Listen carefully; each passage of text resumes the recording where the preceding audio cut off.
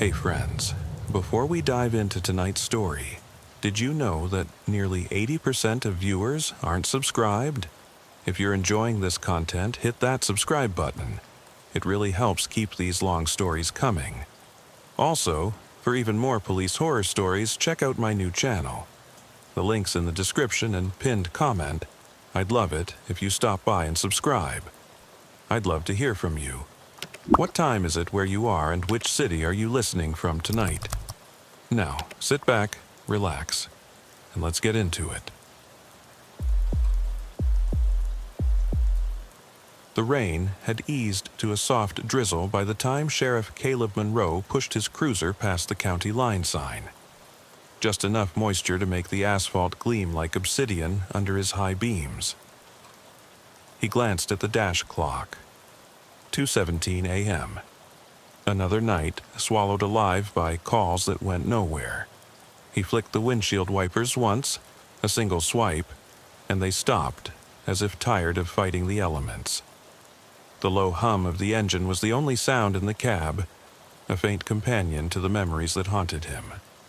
Crackling radio chatter, broken promises to bring missing people home, the sting of regrets he'd buried under years of long hours. He eased the cruiser onto the gravel shoulder of County Road 18, the tires skittering over loose stones. In his peripheral vision, the streetlight above sputtered, flickering out and back on, casting shifting shadows among the pines. Monroe killed the engine and sat for a moment, listening for anything beyond the rain. Only the pitter-patter on the roof and the distant rumble of thunder. He exhaled slowly, his breath misting on the glass. He'd been dispatched to investigate a deserted pickup truck spotted off the old Marshall homestead. Ground so still, even the wind seemed to steer clear. He grabbed his flashlight and unlocked the cruiser door. The chill in the air pinched his cheeks. Sweat from the station's break room had dried long ago. As he strode toward the pickup, gravel crunched under his boots, each step amplified in the hush. The truck's tailgate was dented, its white paint streaked with mud. The driver's door hung ajar, rainwater seeping into the cab. He shone his beam inside. A single, blood-stained glove lay on the seat, its mate nowhere to be found. He bent to inspect the glove, fingertips brushing the soggy leather. The pattern matched the kind worn by local farmhands. He radioed in. "This is Monroe. I'm at the Marshall property. Plate checks to Marcus Lang, missing since 3 days ago. No sign of the driver." He waited for a reply that never came. The radio crackled once, then fell silent. Monroe scanned the tree line. Footprints led from the truck into the pines, 2 sets side by side, one deeper than the other. The heavier prints might belong to Lang, the lighter could be his own. He clicked off the radio, opting for quiet. He hated being alone out here, but calling for backup felt like admitting he couldn't handle a simple missing person check. He lifted his flashlight and entered the woods. The beam picked out low-hanging limbs, wet needles, and smears of mud on bark. He paused as the footing turned soft, a mix of mud and leaf litter. The prints continued deeper now, and he followed. The drizzle had muffled sound, but he swore he heard distant static, like a radio left on. He pressed forward, heart thumping a steady rhythm against his ribs. Emerging into a clearing, he found the old church, its steeple broken, windows boarded. The structure leaned slightly as though bored with uprightness. Monroe's flashlight beam swept the facade. The front door was ajar, revealing gloom inside. He stepped up to the threshold, rainwater trickling off his hat onto rotting wood. "Marshall's department," he called softly. "Sheriff Monroe, anyone here?" His voice sounded foreign in the void, swallowed by the rafters. No answer. He flashed the light inside. Pews lay overturned. A swath of white cloth draped the pulpit, slick with rainwater. He noticed something taped to the far wall. a photograph yellowed around the edges, pinned beneath the scotch tape. He approached. The image was grainy. A black and white shot of his cruiser, parked under this very streetlight, headlights off, doors closed. His badge gleamed in the reflection. The date scrawled on the back, July 12th, 2019. 2 years ago to the day he'd been promoted to sheriff. He stumbled back, heart skipping. How had someone taken that photo? He thought he was alone in this county after hours. He turned, gun drawn, sweeping the beam across the shadowed nave. Static crackled on his radio again. He reached up, thumb hovering over the transmit button, but the sound cut before he could speak. Just a single, high-pitched beep. He spun toward the altar. The cloth had been pushed aside to reveal a lantern, its glass frosted with age and damp. Inside, an orange flame flickered, though nothing fed it. Monroe took a cautious step forward. The hum on the radio flared, then faded. He shone the light around the lantern and saw scrawled words on its base. "I see you." He froze, fingertips tightening around the grip of his flashlight. The church door creaked behind him, a low, deliberate groan. Monroe exhaled, steadied himself, and in the hush that followed, he realized he wasn't alone. And he never had been. Sheriff Monroe's heartbeat thundered in his ears as he wiped the rain from his brow and stepped fully into the church, the wooden threshold groaning beneath his weight. The lantern's flame danced erratically, casting long, twitching shadows that seemed almost alive. He swept his flashlight over the overturned pews and broken hymnals strewn across the floor. Each pulse of light revealed something new. Footprints in the damp wood, small but deliberate, leading from where he'd entered deeper into the nave. He crouched to inspect them. A mix of boot treads, one pair clearly matching his own, the other narrower, more clerical in profile. He rose, hands trembling despite training drilled into muscle memory. Every instinct screamed to get back up, but he kept his finger off the radio. Something in this place felt off. Too personal, too controlled. He pressed forward, the static hum returning softly, as if someone had tucked a small speaker behind the veil of sound. He followed the footprints toward the back of the church, where the plaster wall behind the altar was chipped and damp. His light caught flickering reflections on the surface. Pictures, dozens of them, taped without care. Monroe approached, stomach tightening. Among the images were parishioners long gone, their faces pale and frozen, as though caught at the exact moment fear flared in their eyes. One photograph in particular made his chest seize. Deputy Lawson at the night briefing, smiling confidently. Underneath, scrawled in red pen, were the words, "Count the hours." Monroe's breath hitched. Count the hours. What did it mean? He shone his beam lower and saw a crudely drawn clock face etched into the plaster. The hands pointed to exactly 3:02. He fumbled for his own watch. The digital display read 2:45 a.m. He swallowed. Maybe the writer of these messages was toying with him, or perhaps the church obeyed its own twisted time. He traced the etched numbers with a gloved fingertip. Beneath the clock face, someone had scribbled a phone number in hurried script. It ended with his own badge number. He snapped a mental photo. Whoever had done this knew him, and had left breadcrumbs like a cruel game. The radio emitted a low, rhythmic clicking, as if someone tapped a Morse code. Monroe jerked his head toward the sound, shining the flashlight at the ceiling. The static sputtered, then formed a clearer pattern.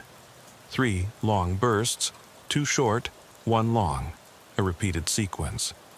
He pressed his ear to the wall, trying to catch the rhythm. His training stuttered back.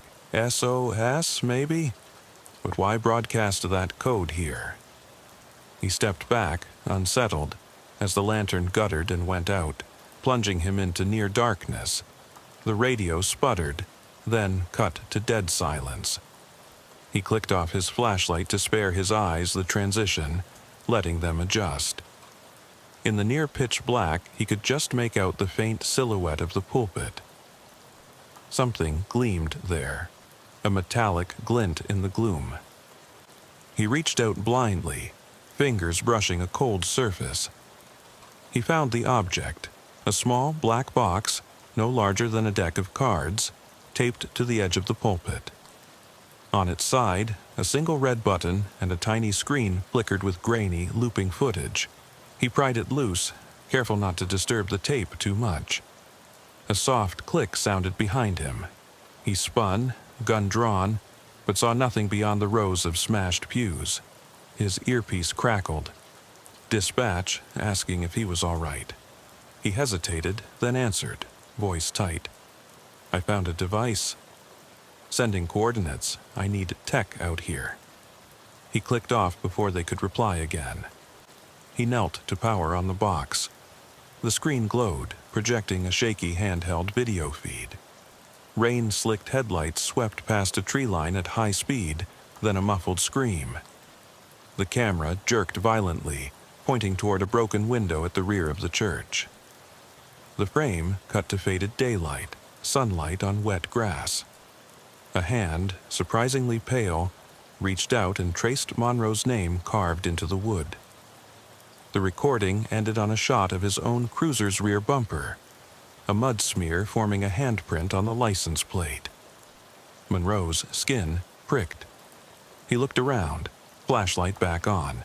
The beam illuminated a motionless figure standing at the back row. A man in clerical garb, collar tight, face obscured in shadow. Monroe aimed his flashlight and fired one quick burst. The figure vanished into the darkness as if dissolved by the light.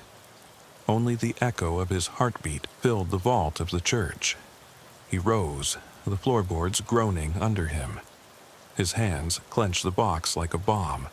The door behind him slammed shut, though the storm had ceased outside. He sprinted toward it, yanking at the latch. It held fast. The static returned on his radio, louder this time. Frantic, urgent, as though someone pounded at the mic. He fumbled with the controls. Dispatch came through, voice unnerved. "Sheriff, you there?" We lost tone. "Please respond." He slammed his palm on the dashboard, radio clicking off. The silence thickened. He turned back to the pulpit, scanning the altar cloth fluttering in no breeze. The photographs tacked to the wall seemed closer now, their eyes following him. He noticed a single shine under one frame, a key hanging from a nail. He strode forward, snatching it free. It was a battered skeleton key. He circled the altar and found a locked door in the side wall, hidden in shadows. The key fit with a rusty clunk. He stepped through into a narrow corridor lit by dim wall sconces, each backed by peeling wallpaper. The corridor sloped downward, and faint sloshing water echoed from below. He advanced, gun raised, heart thundering. At the end, a heavy steel door marked cellar. He inserted the key, door swinging open on squealing hinges. Inside was a small room. Nothing but a concrete floor slick with moisture, stone walls mottled with mold. Along one wall stood shelves crowded with neat rows of jars, each containing a tangled mass of wires and circuit boards. He lifted one, a surveillance camera with its lens cracked. Another held a microcassette recorder labeled C-18. Papers lay strewn on a table, maps of county roads, patrol schedules, names of deputies circled in red. He realized with a lurch that the hand-drawn clock in the church, count the hours, was marked on these same schedules, dozens of times over. A soft drip echoed behind him. He spun to see water oozing through a crack at the base of the far wall. The jagged gap widened with a settling groan. Monroe signaled silently, sweeping the flashlight. The walls themselves felt alive, seething with unspoken intent. He touched the crack. The surface gave way under his fingers, revealing a crawlspace beyond. He hesitated. Behind him, the radio let out a single, piercing beep, the kind that signals a mayday or a final warning. Monroe exhaled, steeling himself. He crawled into the opening, flashlight tucked under one arm, gun in hand. The crawlspace was cramped, the ceiling low, and water pooled at his knees. The beam caught a glint, another photograph wedged between the stones. He braced on one elbow, pried it free. In the dim light, he made out the face of the missing man, Marcus Lang, his eyes wide with terror. Then, beyond the photograph, a narrow tunnel led off into absolute black. The static on his radio pulsed again, and through the murk he heard, was it, the softest whisper, "Caleb." The crawlspace tunnel swallowed Sheriff Monroe's flashlight beam in a narrowing ring of light as he crawled forward, water lapping at his knees and chilling through his uniform. Each drop of water that dripped from the low ceiling echoed like a slow metronome, marking time he couldn't afford to waste. He paused as the tunnel opened into a larger chamber, its walls slick with moss and veins of moisture. The air was stale, musty with rot, and faintly tinged with something sweeter, almost metallic. Monroe's heart thumped so loudly he feared it might give him away. He swept the beam across the floor. Scattered debris, rusted tools, old wiring, a single work boot missing its partner, crunched under his hand as he crawled forward. His fingers brushed a length of coiled rope, frayed and stained. He lifted it, noting the fibers were thick enough to bind a grown man. Lang's boot sat atop it, its laces undone. Monroe's breath caught. Footprints beyond led into a darkness so complete that the beam swallowed itself. He untied his own boots, slipping them off and padding forward barefoot, relying on silent steps. As he advanced, faint sobbing reached him, low and ragged, echoing off unseen walls. He froze, straining. The sound came from ahead, somewhere beneath the church, and it carried a childlike tremor. Monroe's jaw clenched. No children had been reported missing here. He whispered into his radio mic, "Dispatch, Louisville to Sheriff. Possible victim in subterranean chamber. I'm proceeding." The static crackled, but no reply came. He exhaled, pressing on. The tunnel ended at a crudely hewn stairway leading upward, wooden planks slick with mold. Monroe climbed on hands and knees, each rung groaning under his weight. When he emerged into near darkness at the top, he found himself back in the church sanctuary. Only it was different. The altar was gone, replaced by a raised platform of packed earth crisscrossed with shallow trenches. Monroe knelt to inspect. Each trench had a length of rope laid at its bottom. From the trenches, dozens of clay flower pots rose on short, wooden stakes, each pot turned upside down and nailed shut. His beam caught movement, a flicker of shadow among the pots. He swept the light closer and saw that from under one upturned pot spilled a child's shoe, tiny and black, its Velcro strap torn. Then another pot rattled faintly, as though something alive lurked beneath. Monroe's pulse stuttered. He shone the flashlight upward to the gallery, where broken glass from the boarded windows scattered faint moonlight onto the earthen mound. He climbed to the edge of the platform and peered down. In the center lay an old radio speaker, its grill caved in. It trembled with a low buzz that matched the heartbeat of the church above. Monroe crouched, reaching for the speaker through the tangled shafts of rope.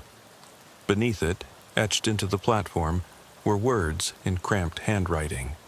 The lost speak in silence. He snapped a photo with his phone and pulled back, uneasy. A sudden clatter behind him made him whirl around. boots scrabbling on wet wood. He swept his light across the gallery. There, a figure crouched atop a fallen pew, face hidden in shadow, rocking back and forth. Monroe raised his flashlight, illuminating a woman. Her hair matted, clothes torn, eyes wide with terror. She stared at the pots, then at the sheriff, recognition dawning. "Help me," she whispered. "He said I wouldn't scream." Her voice cracked as tears streamed down her cheeks. "I didn't want to be here." Monroe stepped forward, lowering his gun. "Ma'am, I'm here to get you out." He reached for her arm, but she recoiled, trembling. "He'll hear us. Always listening." She pointed toward the back wall where, among the boarded windows, lay a narrow hatch set flush with the wood. Monroe's jaw tightened. He'd missed that hatch on his earlier sweep. The hatch bore a tag. For the final vigil. He pried it open, revealing a ladder descending into deeper darkness. He shone his flashlight down the ladder. Nothing but black. The woman's sobbing grew louder, fractured in the still air. Monroe knelt beside her, voice quiet. "I need you to trust me. Can you climb? Down and I'll follow?" She stared at the hatch, tears dripping onto the dusty wood. "He follows me, Sheriff, even here." She shivered, hugging herself. Her eyes darted to the pots. "One's missing." Monroe's beam tracked to a pot knocked over. Its stake snapped. The empty ground beneath showed fresh scratches in the mud, fingernail marks. His breath hitched. The woman sobbed, rocking. She pressed her hands to her ears. The silence. Its screams. Monroe remembered the etched clock, the code, the whisper of his own name. They're always watching. Always waiting. He motioned toward the ladder. "We don't have time." He offered his hand. The woman hesitated, then grasped it. Together they descended, her weight lean and trembling against him.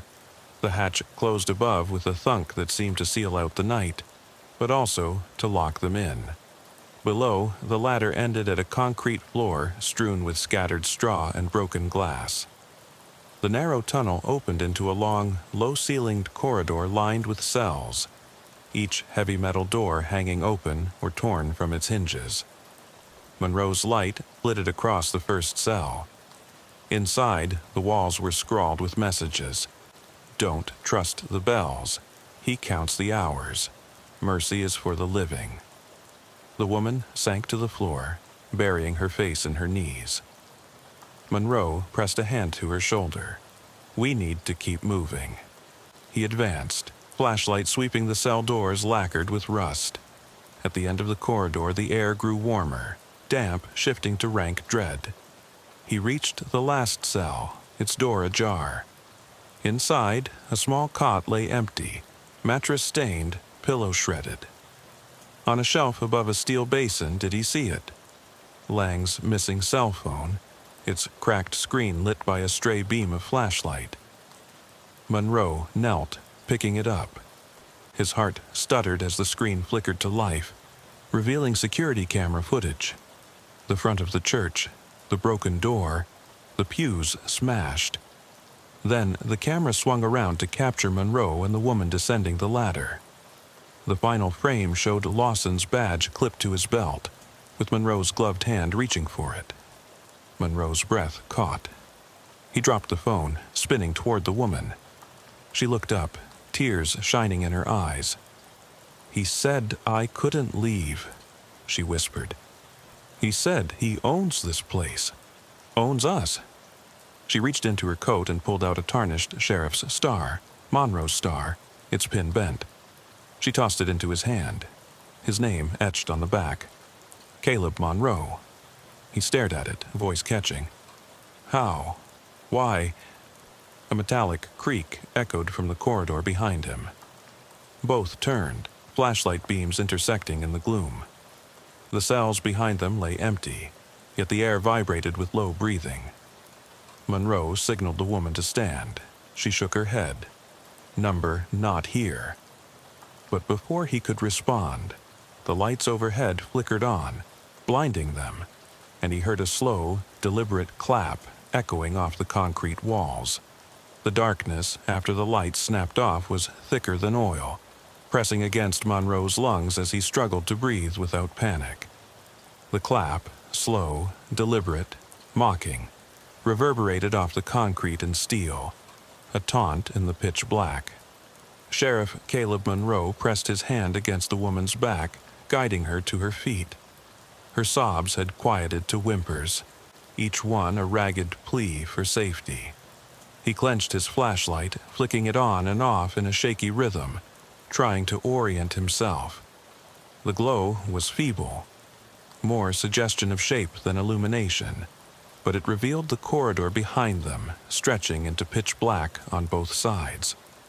No sign of the ladder they'd climbed down, no hatch above, only the open row of empty cells and that mocking clap, now distant, echoing.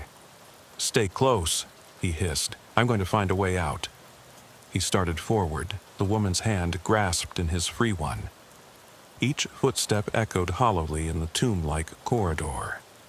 Somewhere down the hall, metal scraped against concrete. A cell door moving on its hinges, perhaps shifted by the tremor of someone, or something, walking. Monroe froze, flashlight trained on the nearest door. He eased closer until the beam caught a name tag stamped on the rusted metal. Deputy Lawson. The door hung open by one hinge, sagging. Inside lay a tangle of torn clothing, and a single leather glove identical to the one he'd found in Lang's truck. He swallowed hard, fingers curling tighter around his gun. The woman trembled beside him. "That's his cell," she whispered. "He forced me here, said he'd lock me in forever." Her voice trailed off. Monroe offered a curt nod, jacked his flashlight to eye level, and swept the beam down the corridor. The clap had receded, replaced by soft dripping water that fell in irregular intervals, a metronome counting down. Monroe exhaled and pressed on, passing the Lawson cell. He heard the water before he saw it, a slow trickle from a crack in the ceiling. He ducked beneath a low beam and caught sight of water streaming down the wall. As he moved past, his light illuminated something scrawled beneath the crack. "Time bleeds here." He lingered, heart thudding, thinking of the etchings in the church, the clock hands, the whispered code. Time had become someone's weapon, bleeding seconds into terror. He tore his gaze away and continued, the woman's panicked breaths close behind. The corridor branched ahead. To the left, a blank wall dark as ink. To the right, another tunnel disappearing into deeper gloom. Monroe paused. The dripping grew louder from the right. The left was silent, but the last thing he needed was a blind corner. He turned toward the right, stepping into the narrower passage. This tunnel sloped gently downward, the air growing warmer, heavier with the stink of damp earth. The walls here were stone, covered in dark green moss that dripped onto the slick floor.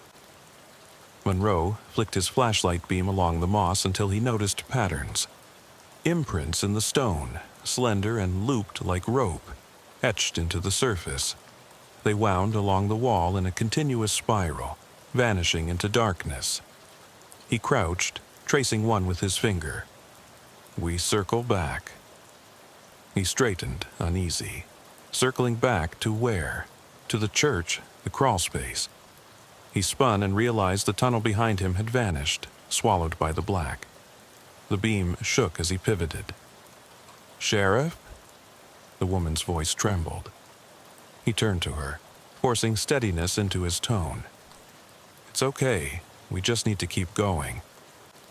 She nodded, wiping tears from her cheeks, and followed as he moved deeper.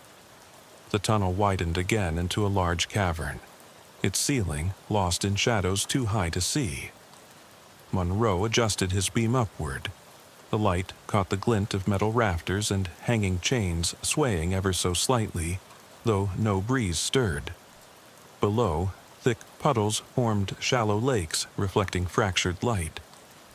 At the far end lay a stack of old church pews piled haphazardly like driftwood after a flood. He approached, boots splashing. The pews were wet, slick with moss and grime. Monroe shone his light between the gaps and froze.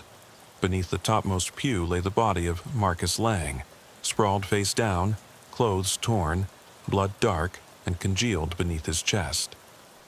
Monroe knelt, checking for a pulse. None. The body was cold. He stood, jaw clenched. "I'm sorry," he whispered. The woman gasped and covered her mouth with her hand, backing away. Monroe turned and examined the cavern walls. The dripping from above pooled into rivulets that fed the shallow lakes. Each pool's surface was still, except for occasional rings where a drop fell. A faint glow came from the largest pool. At the center, submerged lights beneath the water glowed dim, as if someone had wired the cavern with underwater lamps. The glow pulsed, slow and rhythmic, matching the dripping overhead. The water's surface rippled inward from the center, though there was no visible disturbance. Monroe took a cautious step forward. As he did, his beam caught movement at the edge of one pool. Strands of black hair floating just beneath the surface, shifting as if something alive drifted there. "Caleb," the woman's voice quavered. "The hair, it's hers." Monroe looked closer. Beneath the water, a thin arm extended, pale and lifeless, as though reaching for salvation. He swallowed. He lifted his flashlight to its brightest and trained it on the water. The glow intensified, and the submerged object resolved into a body clothed in a tattered dress. The same woman, her hair fanned around her head like kelp, eyes wide in eternal terror. Monroe's breath caught. He aimed his gun and fired a single shot into the water. The bullet tore through the water with a muffled hiss, sending a shockwave through the pool. The submerged lights flickered and died. In the sudden darkness, one hulking shape rose from the water, dripping black, its face obscured. It stood at the water's edge, where Monroe and the woman now trembled. The creature, no, the woman from the church, hair plastered to her face, grin slashed across her features like a river in moonlight, stared at Monroe.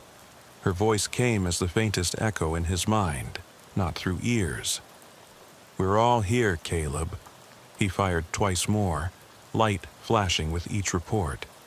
She vanished into the waters, taking the corpse with her. The cavern went silent, except for the echo of his gunshots and the settling chains above. He turned to the woman beside him. She had sunk to her knees, eyes closed, rocking. Monroe holstered his weapon, kneeling to check her pulse. She was alive, though barely conscious. He grabbed her arm. "We have to move," he snapped. She nodded, fear etched on her pale face. Monroe hauled her to her feet and pulled her away from the pool of drowned ghosts. He scanned the cavern for exits. The only way back was the tunnel they'd entered, but the spiral imprint suggested that path curved, leading them in circles. He scanned overhead and saw a faint sliver of daylight, leaking through a crack in the ceiling high above. He raised his flashlight to the beam, and nothing. Darkness swallowed everything but that thin line of light. He climbed onto a pew, then another, until he could reach the moss-covered wall. He planted his boot where the moss parted, hands stretching to the crack. He felt the cool air from the outside, felt the promise of open sky. He began to claw at the stones, prying at the edges. The woman crawled up behind him, offering her hands for support. Together they worked at the crack, fingers bleeding on sharp edges. The cavern shook as though struck by a massive blow. Dust and bits of stone rained down. The crack widened, letting in a blast of night air and the distant call of an owl. Monroe wedged his flashlight in his teeth and used both hands to pry the stones free. Finally, the stones gave way enough for him to force his shoulder through. He swung his legs up and over, crashing onto damp earth under the night sky. Light flooded his vision, stinging his eyes. He rolled to his side and coughed. The woman's hand landed on his shoulder. He looked up and saw her crawling through, clothes soaked, hair plastered to her face. He reached down and hauled her up. Both collapsed on the grassy bank outside, the tunnel entrance collapsing behind them with a final groan. They lay there, chest heaving, as the storm clouds parted and the moon emerged, pale and cool. Monroe sat up, scanning the tree line. He saw a black pickup parked at the edge of the clearing, its windows dark, engine off. Beside it, footprints leading into the woods. He rose slowly, offering his hand to the woman. She took it, and together they approached the truck. The door swung open, but the seat was empty. The radio in the cab crackled to life. Static, then faint music. A children's lullaby, warped and slow, playing over and over. No frequency displayed, no station identified. Monroe grabbed the handset, voice tight. Lang? Lawson? Anyone? If you're out there. A child's giggle echoed through the speaker, and the cab went silent. He slammed the door shut, gun raised, ready for whatever, or whoever, would come next. The lullaby's warped melody hung in the humid night air like a promise of things undone. Sheriff Monroe's grip on the radio handset tightened until his knuckles whitened. He scanned the tree line, every shadow a potential threat. The woman at his side, shivering from the cold, from shock, pressed herself against his thigh, eyes darting toward the dark. Monroe's pulse hammered. Adrenaline blurred his senses to white-hot focus. He lowered his voice to a whisper, more for himself than to reassure her. Stay close. We'll find an active unit and get you safe. He edged around the pickup, noting that the license plate read the same as Lang's. ARK4MORROW. His stomach twisted. Whoever orchestrated this had taken the missing man's rig and repurposed it as part of the trap. He keyed the radio mic. Dispatch, this is Monroe. I'm at coordinates, just north of the Marshall homestead. Female victim in tow. Pickup here is stolen. No sign of suspects. Request immediate backup. Static crackled, then dispatch confirmed. Units are en route. ETA 15 minutes. 15 minutes in this darkness felt like an eternity. Monroe slipped the radio into his jacket and switched off the speaker, unwilling to waste battery or betray his position if the device fell into the wrong hands. He motioned for the woman to follow and moved off into the woods, flashlight in one hand, gun in the other. Branches whipped at his face. The undergrowth closed in.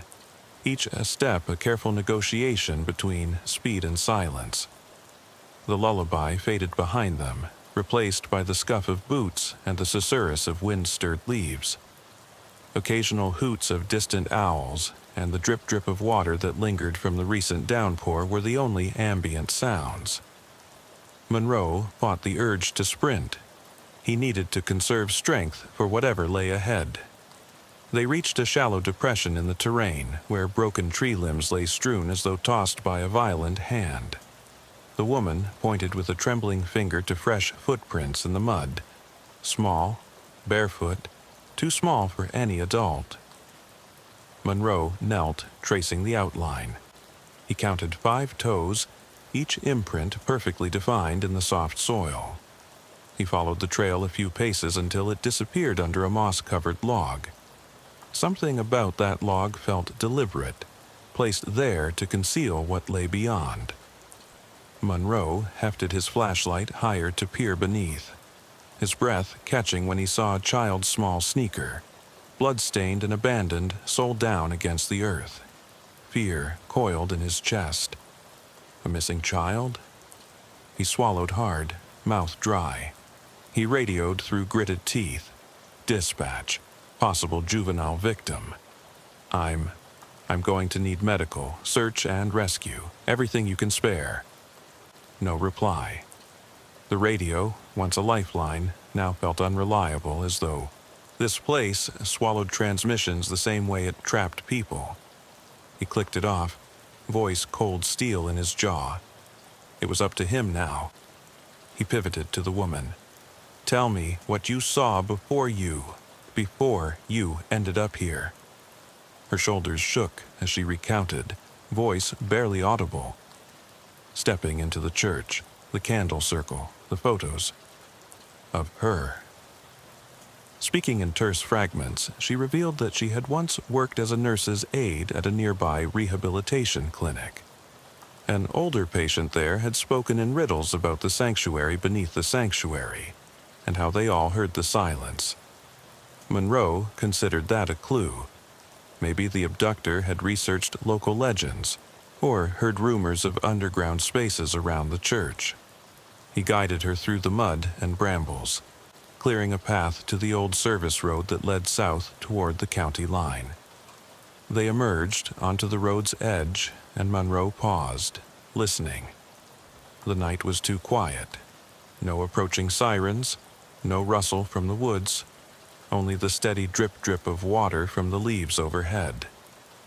His flashlight beam caught a distant glint, a reflective strip on the back of a coat lying half-concealed in tall grass.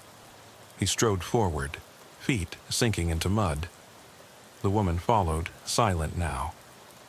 Monroe knelt beside the coat and recognized the pattern immediately. Deputy Lawson's rain jacket, torn at the shoulder. A second glove, identical to the one from Lang's truck, lay nearby. He scooped it up, noting its interior was caked, crusty with dried mud and something darker. A sudden bang echoed from the woods to their left, like the slamming of a heavy door. Monroe's heart leaped. He pointed his flashlight toward the sound, sweeping back and forth. No shapes moved, but the beam caught an object hanging from a low branch. A battered recorder, its tape spool spinning slowly, playing back the same lullaby. He clicked it off. The woods went silent once more, pressing in on him. The only movement was the woman's tear-stained face, illuminated by the flashlight's unsteady beam. They moved on, Monroe scanning both sides of the road. Branches snagged his coat sleeves, mud squelched underfoot. He thought of Lang's body in the cavern, the drowned woman, the whispered threats. Someone here wanted him to feel powerless, to question every step, to wonder who else, besides Lawson and Lang, had vanished into these shadows. At the crest of a small hill, they spotted the glow of headlights and the blur of taillights slicing through the trees. Backup. Relief thrummed through Monroe until he noticed the lights were on an unmarked van. No sheriff's logo, just tinted windows and a sliding side door. Monroe raised his hand in greeting. The van slowed but didn't stop. Its headlights pulsed, then receded, speeding off along the service road they'd planned to take. Monroe cursed under his breath. He sprinted after it, the woman stumbling to keep pace. His gun arm shook. Flashlights bobbed in the distance as deputies converged on their location from the opposite direction. He called out, "Stop that van." But the vehicle was already disappearing around a bend, headlamps becoming pinpoints in the night. He skidded to a halt, mud slinging up around his boots. The deputies arrived, vehicles screeching to a stop behind him. Red and blue lights carved the trees into strobing silhouettes. Chief Deputy Carrick leapt out, flashlight in hand. "Sheriff, we heard gunshots. Where is she? Are you both all right?" Monroe spun, catching his breath. He looked at the woman, who trembled uncontrollably. "This," he said, holding up the glove and jacket, "and that van. Someone else is out there watching, playing us." Carrick's face paled. He holstered his light and pressed the radio. "Dispatch, this is Carrick. We have multiple victims. At least 2 missing persons, possible third juvenile. 1 suspect at large in an unmarked van. Units in pursuit. He turned back to Monroe. "You okay?" Monroe nodded numbly. "She's alive. We need search teams along the service roads. Every cabin, every shed, that van, it's our best lead." The woman's sobbing grew louder. Monroe guided her toward a patrol car. She climbed in, and Carrick handed her a blanket. Monroe gathered evidence: the glove, the recorder, the jacket. He slipped on rubber gloves, careful to preserve the fingerprints. He jotted notes on a pad, mind racing faster than he could write. As he looked up, his radio crackled to life with dispatch traffic. "All units, be advised. Incoming 911 call from number ending in 5810. Caller is static, calling from a location on County Road 18. Says, they're all here." Monroe's blood ran cold. He recognized that phrase. It was scrawled in the tunnel beneath the church. "They're all here." He gripped the radio mic. "Dispatch, patch that caller through." He pressed the button. A moment of static, then a voice, soft, distant, whispering. "Shh, Sheriff Monroe. So good to see you." The transmission cut abruptly. Monroe stared at the radio, heart pounding. The deputies around him tensed, hands hovering on holsters. The woman in the car whimpered, pulling the blanket tight around her trembling frame. Monroe wiped rainwater from his brow, ear against the radio speaker. He keyed the mic again. "Identify yourself." Silence. Then faint laughter, childlike, echoing, impossible to pinpoint. It thrummed in his bones, a reminder that the missing were not yet all found. He switched off the radio, voice low and fierce. "Lock down the area. No one in, no one out. And someone get me that service road camera feed, now." Carrick nodded, barking orders to the other deputies. Monroe took a deep breath, bracing himself against the patrol car. The night seemed to draw closer, eager to swallow them whole. He looked up at the treetops, moonlight filtering through branches like skeletal fingers. He whispered to himself, more question than statement. "Who's calling? And how long have they been waiting for us in the dark?" The night air pressed heavy as Sheriff Caleb Monroe stood at the edge of the tree line, the faint glow of patrol lights flickering behind him like distant fireflies. His eyes traced the dark ribbon of County Road 18, searching for the unmarked van that had vanished into the night. The woman he'd rescued sat in the front seat of a squad car, wrapped in a blanket, eyes glassy with trauma. Monroe's hand tightened on the radio, but he held back, wary of provoking the unseen adversary any further. He surveyed the clearing where the van had appeared and slipped away, noting scuffed grass and tire tracks pressed into the soft earth. Officers in rain slickers fanned out, flashlights sweeping the tree line, but Monroe could feel the eyes beyond the beams, something watching, waiting. He knelt by the tracks, pressing a gloved finger into the mud. The van's tread pattern was unusual. Asymmetrical lugs, spaced irregularly, as if someone had custom-built its tires for silence. He photographed the track widths and spacing, committing every irregularity to memory. Above, the treetops stirred, and a soft rustle reached his ears. A slow, deliberate movement, like someone pacing just beyond the beam of his flashlight. Monroe straightened, gun drawn, and moved off the road into the woods, boots sinking in the wet duff. He followed a broken branch snapping under his weight, until he came upon a small clearing dominated by an overturned rowboat half buried in mud. Its hull was scored with deep gouges, as though dragged violently over stones or metal. The interior was coated in a fine layer of ash and grit that clung to the seams. Monroe bent, shining his light inside. There, smudged across the hull, were dozens of tiny handprints, each pressed into the ash like a child's desperate plea for help. He felt the woman's presence behind him. "Sheriff," she whispered, her voice taut, "you shouldn't be alone." He ignored her plea, focusing on the handprints. He traced one with his flashlight. The print was much smaller than a typical child's, with elongated fingers. It didn't match Marcus Lang or any other missing person he knew. He snapped pictures. Then he noticed a single shoe, mud-caked and worn, half hidden under the bough. He knelt and tugged it free. A small moccasin, fringed at the ankle, too small even for the school-age girl he'd rescued. He lifted it by the toe. Inside, pressed flat against the sole, was a single word carved into the leather, faint but legible.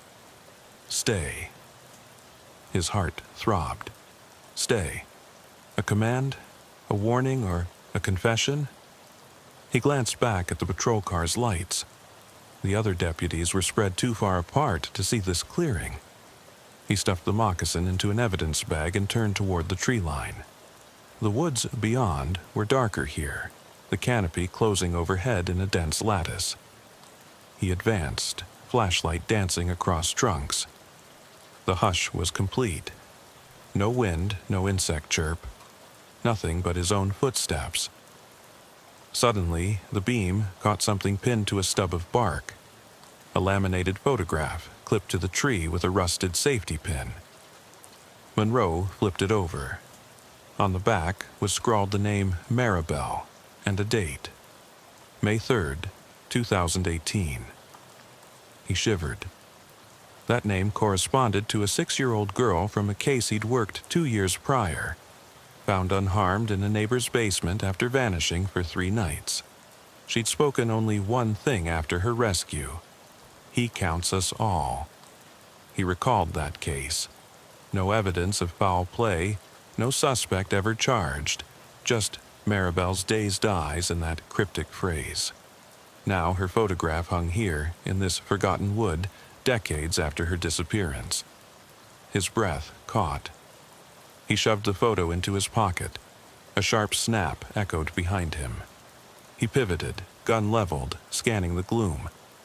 Where the trees framed a small clearing, he saw a dark shape slip between trunks.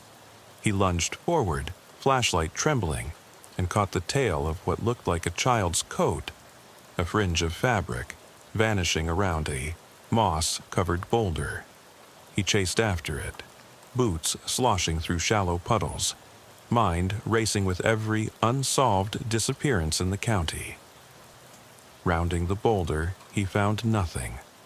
Only the muted roar of distant engines, unsettled by the wooded hill. He pounded the boulder's surface, adrenaline coursing. A hollow thunk answered. The rock was hollow, a carved-out chamber inside. He knelt, shining his light along the seam where rock met rock. A metal hatch peeked through. Monroe pried at it with his gloved fingers until it granted with a reluctant click. He lifted the hatch to reveal a ladder descending into a shaft beyond, the interior slick with condensation and decay. He hesitated, recalling the church's hidden passages and the cavern beneath it, places designed to trap hope and silence screams. He glanced at the woman's terrified face reflected in his truck's side mirror. She must be safe from this. Monroe lowered the beam down the shaft. At the bottom, he could see the flicker of light and movement. Someone was down there pacing. He radioed Carrick. "Chief, I'm going below. Keep an eye on the perimeter." Carrick's voice crackled back, taut with concern. "Copy that, but be careful." Monroe clicked off and descended, each rung groaning under his weight. At the bottom, he found a narrow tunnel carved into bedrock, its walls stained dark, dripping water. The smell was of oil and rot. His light revealed scrawled symbols, circles intersected with crosses, etched into every surface. Beneath the markings lay another photograph. Maribel again, but older, eyes hollow, cheeks sunken, holding the same moccasin he'd bagged as evidence. Underneath, a date, June 10th, 2025. Tonight's date. Monroe's breath faltered. He backed up, slipping on wet stone. The beam shook and caught something moving at the far end of the tunnel. A small figure in silhouette. It stood perfectly still, arms at its sides, head tilted. Monroe called out, voice echoing, "Maribel?" The figure didn't move. He stepped closer. The beam washed across the figure's face, and he stumbled back, heart lurching. It wasn't Maribel, it was Lawson. His eyes were wild, pale in the flashlight's glare, skin ghostly. He wore the same battered raincoat, but beneath it his uniform was unbuttoned, revealing the claws of bruises on his ribs. CCBY, Monroe thought, marking him as one of the missing. Lawson's lips curved into a crazed smile. "You counted them all, Caleb. Now count yourself in." Monroe lifted his gun. "Lawson, get down here." But Lawson shook his head, stepping backward. Behind him, Maribel's moccasin lay on the ground, and in the center of a chalked circle drawn on the floor were symbols identical to those in the cavern. They circle back. Lawson raised a pocket knife, its blade catching light. "Stay," he whispered, echoing the moccasin's message. Then he vanished in a flicker, as though he dematerialized into the darkness. Monroe lunged forward, splashing through puddles, but hit only empty tunnel. He scanned frantically, no signs of movement, only his own ragged breathing. He reached for the chalk circle and found fresh blood smeared in a spiral pattern. Below it, etched into the stone, was a single word: alone. His radio crackled with Carrick's voice. "Sheriff? You there? We've got... I'm not sure what just happened, but units are reporting the same symbols and missing person photos up and down County Road 18. We're setting up lockdown." Monroe pressed the handset to his ear. I'm in an underground shaft. Lawson showed up. He knew about the symbol circle. He said stay, and then..." He choked off, absorbing the isolation. He was alone, deep beneath the woods, cut off from backup with only shadows for company. He exhaled and gathered himself. He clipped the mooring of his flashlight to his belt and pocketed the radio. His focus narrowed. Find Lawson. Find answers. Rescue any survivors. He pressed deeper into the tunnel, flashlight beam ahead slicing through the ink. Every drip of water overhead counted off seconds in his mind. Each one closer to losing his own grip on time, on reality. At the tunnel's end, a heavy steel door loomed, marked only with peeling paint that spelled out chapel in faded letters. Monroe's hand closed around the cold handle. He paused, heart pounding, every fiber screaming. He pressed his ear to the door and heard something soft, like whispers in the dark, voices too faint to make out. His gloved hand gripped the handle and he pulled it open. Beyond was a cylindrical chamber, walls lined with wooden coffins standing upright, their lids nailed shut. The only light came from a solitary bulb hanging overhead, swinging gently, casting the coffins in shifting shadows. Monroe's flashlight illuminated names carved into the lids: Deputy Lawson, Marcus Lang, Maribel Hayes, and dozens more. Each inscription was followed by a date. Disappearance dates, excavation dates, death dates. The last coffin bore Monroe's name, Caleb Monroe, with tomorrow's date scrawled underneath. Monroe froze, blood pounding in his ears. He flicked his beam over the last coffin. The lid was loose, nails half pried. He swallowed hard, detecting a faint, sour smell leaking through the cracks. The overhead bulb sputtered, then went out, leaving him in half-light, coffin lids looming around him like silent judges. Sheriff Monroe stood frozen in the coffin chamber's half-light, the metallic echo of the bulb's sputter fading into a suffocating hush. Around him, the upright coffins pressed in like a silent jury, patiently awaiting judgment. He could feel the cold dampness of the concrete floor seeping through his boots, an unwelcome reminder that his world had inverted. Now, the living peered in on the dead. His pulse thundered in his temples, dissonant against the shrine of disappeared lives stitched together by nightmares. He held his flashlight up, its narrow beam dancing across each coffin's lid. The names were carved with precision: Deputy Lawson, Marcus Lang, Maribel Hayes, and a dozen others he'd never heard of, each accompanied by 2 dates, one marking their vanishing, the other marking their discovery, or presumed end. Some lids bore notations in a second hand, smaller and slanted. Day 1, Day 42, Day 365. Next to Lawson's coffin, someone had scrawled in hurried scrawl, "Last one tonight." Monroe's breath hitched. He realized the date on his own coffin, tomorrow's date, was paired with Day 730, implying 2 years of this morbid ritual, and that tonight was the culmination. He swallowed, forcing motion into limbs that trembled involuntarily. The whispered, "Caleb, help me," had come from a coffin to his left, the one marked Deputy Carrick, his own second in command, and dated 6 months ago. Monroe stepped forward, each boot print a defiance of fear carved into the wet stone. He crouched by Carrick's coffin, flashlight illuminating a half-lifted lid. His gloved hand reached out, nails grazing the cracked varnish, and he shoved the lid further open. Inside lay folded clothes, Carrick's uniform shirt, pressed and immaculate, a pair of cuffed hands welded to the fabric in bronze, as if frozen in a perpetual salute.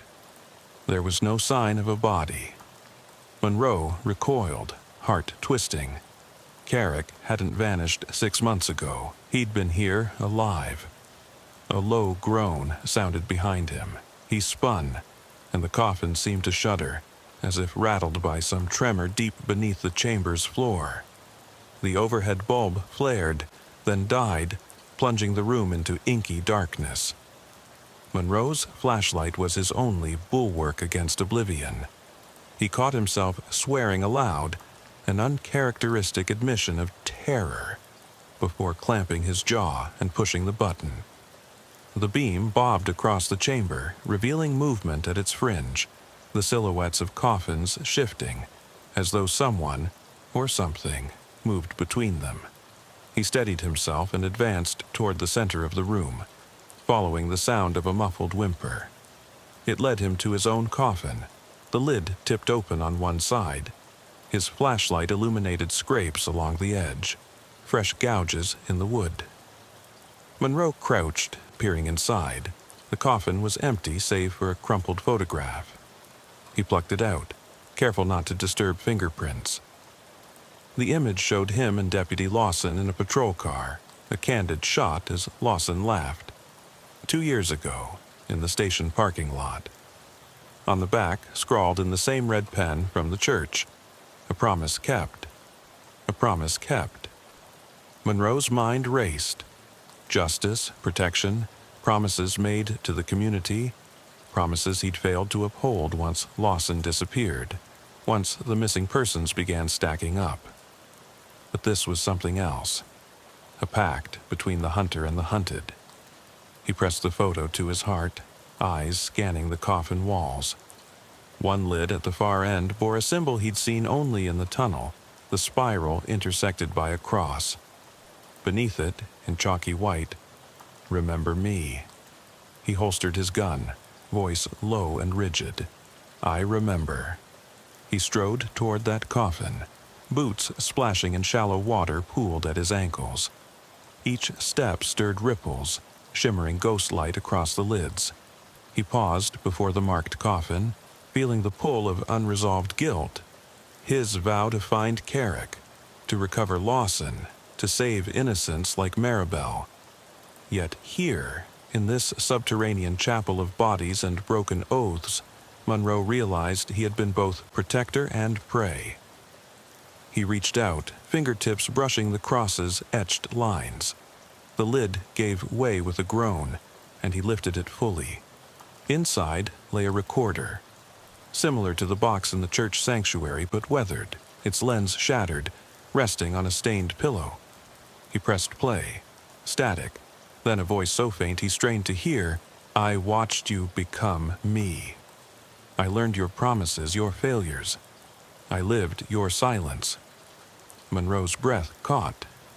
He twisted off the recorder, voice taut. "Who are you?" Only static echoed. Back.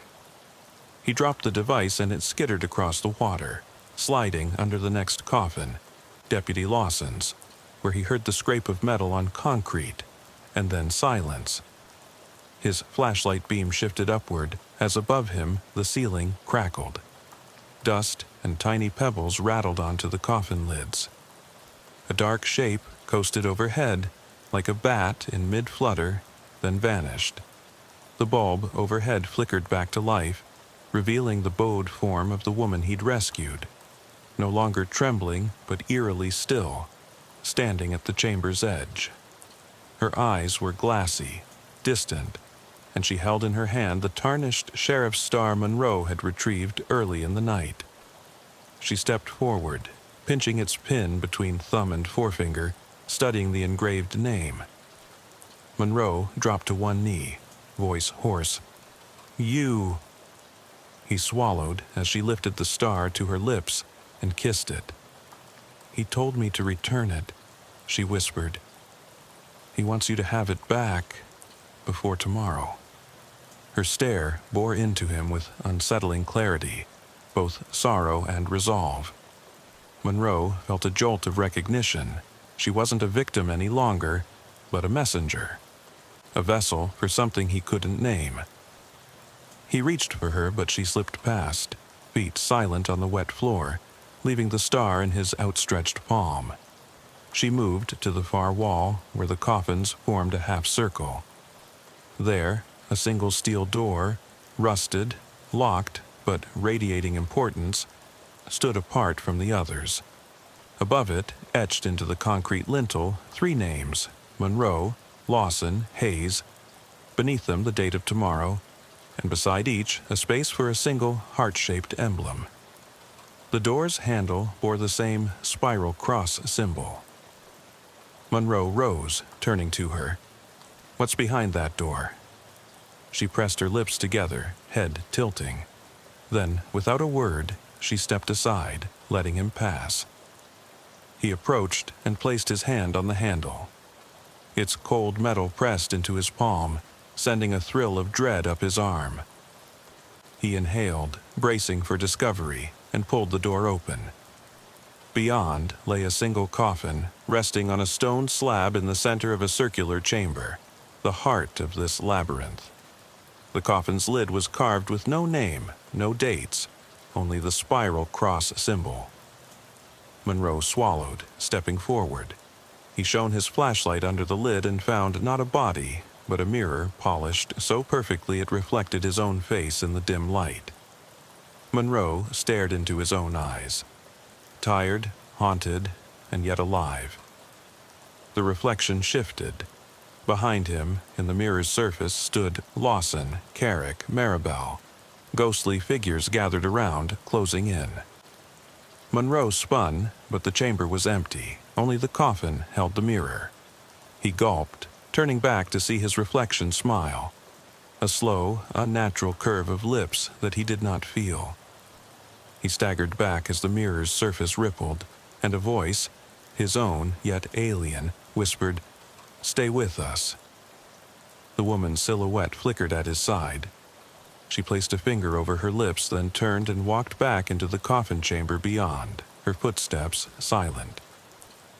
Monroe stared after her, heart pounding. The door to the spiral corridor was gone. Only polished stone remained. He was trapped between life and death, between promise and betrayal, with tomorrow's date etched above him like a countdown. He raised his flashlight to the mirror one last time. His reflection's lips curled into a knowing grin. Monroe pressed his palm to the glass, and the mirror fractured. Cracks spiderwebbing across its surface, distorting his face into a mask of fear. He stumbled back, breathing hard. Somewhere behind him, the hush broke. The slow drip of water, the soft thud of a coffin lid closing, a distant click of locks re-engaging. The woman was gone. Sheriff Caleb Monroe turned to face the steel door once more. The coffin with no name lay open at his feet. The twisted spiral cross glowed faintly on its edge, beckoning. He reached out, trembling, to step inside. And in the mirror's shards around him, he heard his own voice ask, "Will you stay?" I'm 3 hours into my shift and already wondering if I'll ever sleep again. The windshield wipers squeak in protest as rain slides over the glass, tracing dark rivers under the cruiser's dome light. The radio crackles once more, a sharp burst of static that might have been words if the wiring weren't shot. I flip the knob, but there's nothing. Dead. Just like the feed store I passed 20 minutes ago. Miller's feed, boarded up, the lock mangled as if someone needed the place in a hurry. The old man who ran it, Jacob Miller, died in April. Heart attack. I found him behind the counter, coffee gone cold, a half-eaten donut by his side. This town buries its dead, closes the shutters, then moves on. But secrets don't stay buried. I ease the patrol car down Main Street. Streetlights flicker in half-hearted protest, illuminating empty sidewalks and shuttered windows. Pine Hollow's storefronts look like gravestones carved in neon. Horizon Hardware, Dawson's Pharmacy, Luella's Diner. No one's out tonight. Doesn't make the night feel any safer. In fact, the emptiness presses in, walls without corners, shadows right at the edge of vision. My phone sits silent in the cup holder. No messages, no missed calls, just the echo of my own breath. By the time I reach County Road 14, the rain has thickened, each drop a nail tapping on metal. Mist hangs in the trees. I pause at the fork. Left leads toward the old quarry road, right toward the cornfields that stretch for miles. I take the right. There's a reason I know those fields better than most folks. Back in '97, a high school kid vanished there, Alexis Green. Went in for a dare at midnight, never came out. We combed those rows for days, found nothing. No body, no sign. Only tire tracks weaving through the stalks, ending abruptly in a patch of wild daisies. That case never closed. We just put it on the shelf marked cold. But I never stopped thinking about Alexis, or what, or who, was out there moving among the plants. I switch on the dome light, marking the edge of the gravel road. My boots crunch as I climb out, hood up, flashlight in hand. The rain is light enough to let the world breathe. The stalks tower overhead, dense, oppressive, each leaf a whisper in the darkness. I follow the tire ruts. They shine black in the beam. They lead to the tunnel hatch. Freshly cut steel plate, lid pried open by brute force. I know exactly whose handiwork that is. There's only been one big theft in Pine Hollow in the last 10 years. The removal of an old storm shelter built under Miller's feed. They said someone stole the generator, but no one ever believed it. Turned out they were burying something, hiding someone. No record of what. My light slices into the shaft. Rotten wood braces sag under fresh sawdust. I lean in, ears straining. Drip, drip, drip. Echoing feet above, somewhere beyond the hatch. I climb down, each rung slick with moisture. At the bottom, the beam falls on a room carved from limestone. Rough walls hewn by hand. Concrete floor stained dark. A single fluorescent bulb overhead flickers, greets me with a sputter of yellow before burning steady. The air smells of damp soil, mildew, and something coppery, like blood. A metal table stands in the center. Instruments I've only seen on CSI, stainless steel trays, scalpels, syringes half filled with cloudy fluid. On the table lies a worn leather jacket, stained with something darker than mud. I kneel, feeling the rush of adrenaline. Beneath the jacket, a girl's arm, pale, slender, still. I check for a pulse, nothing. Then a soft cough. Hot breath fogs the beam, my heart hammers. I whip around. She's crouched behind an overturned crate, eyes huge, wild, clothes torn, screams caught in her throat. I recognize her from the missing person flyers.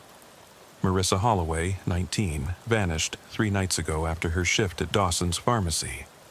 I ease my gun from the holster, light trembling. Marissa, it's Sheriff Reyes. My voice comes out rough, brittle. She flinches but doesn't bolt, doesn't run.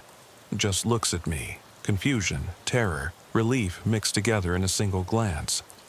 I crouch, offering my hand. I've got you. You're safe.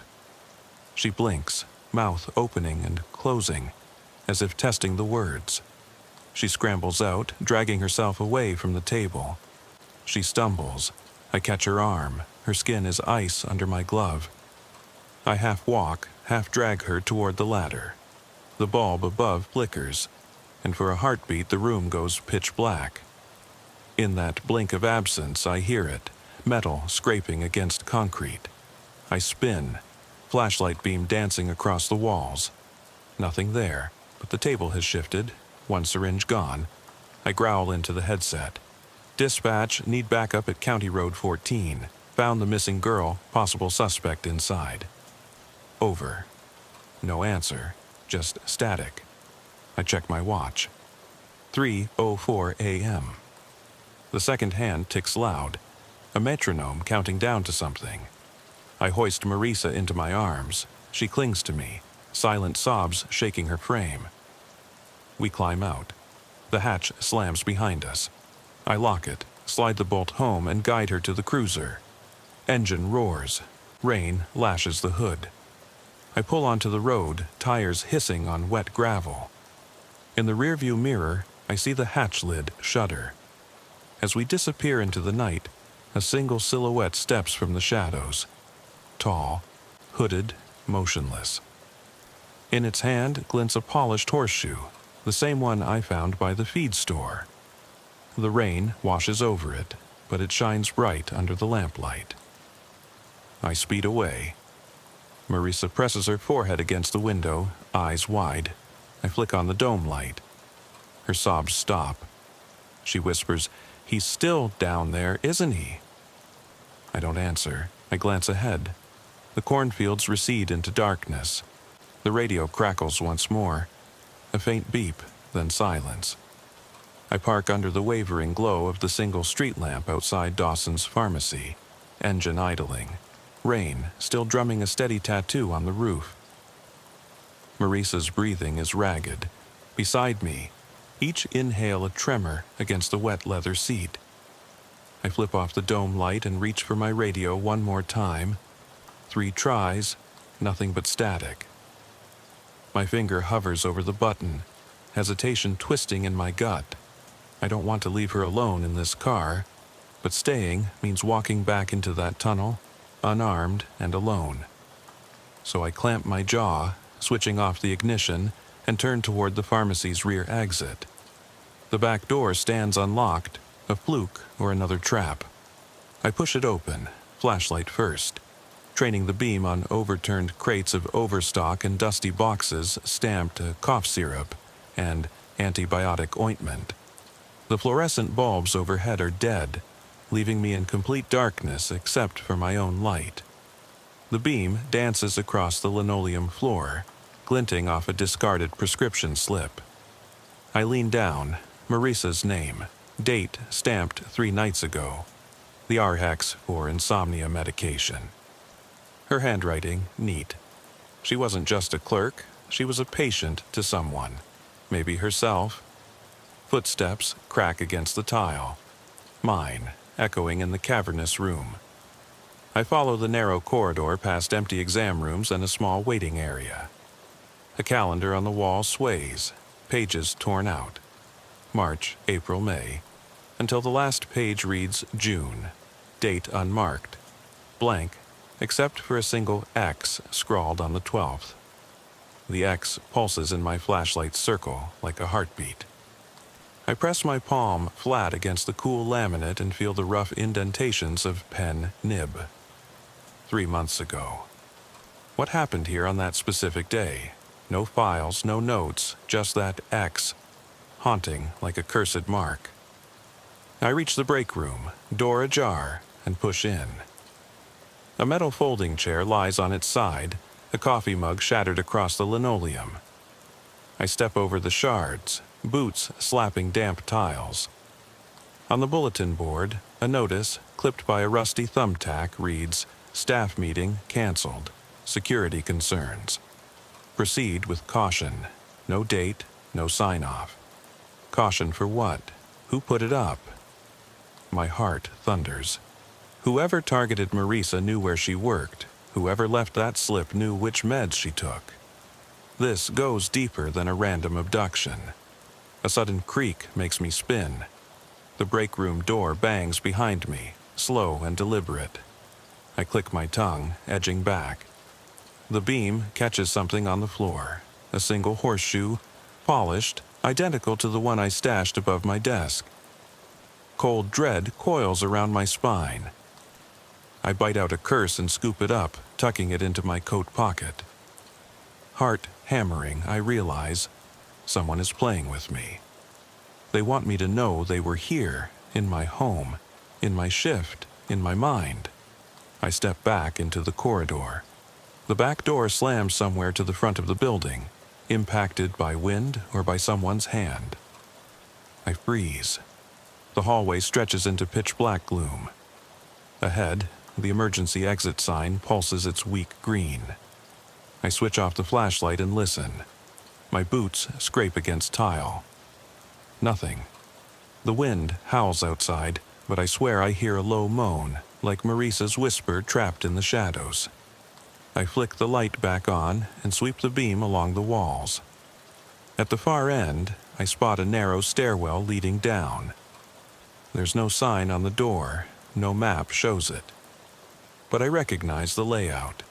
This staircase leads to the pharmacy's basement storage, a series of interconnected lockers and supply rooms, then eventually into the seam beneath the feed store.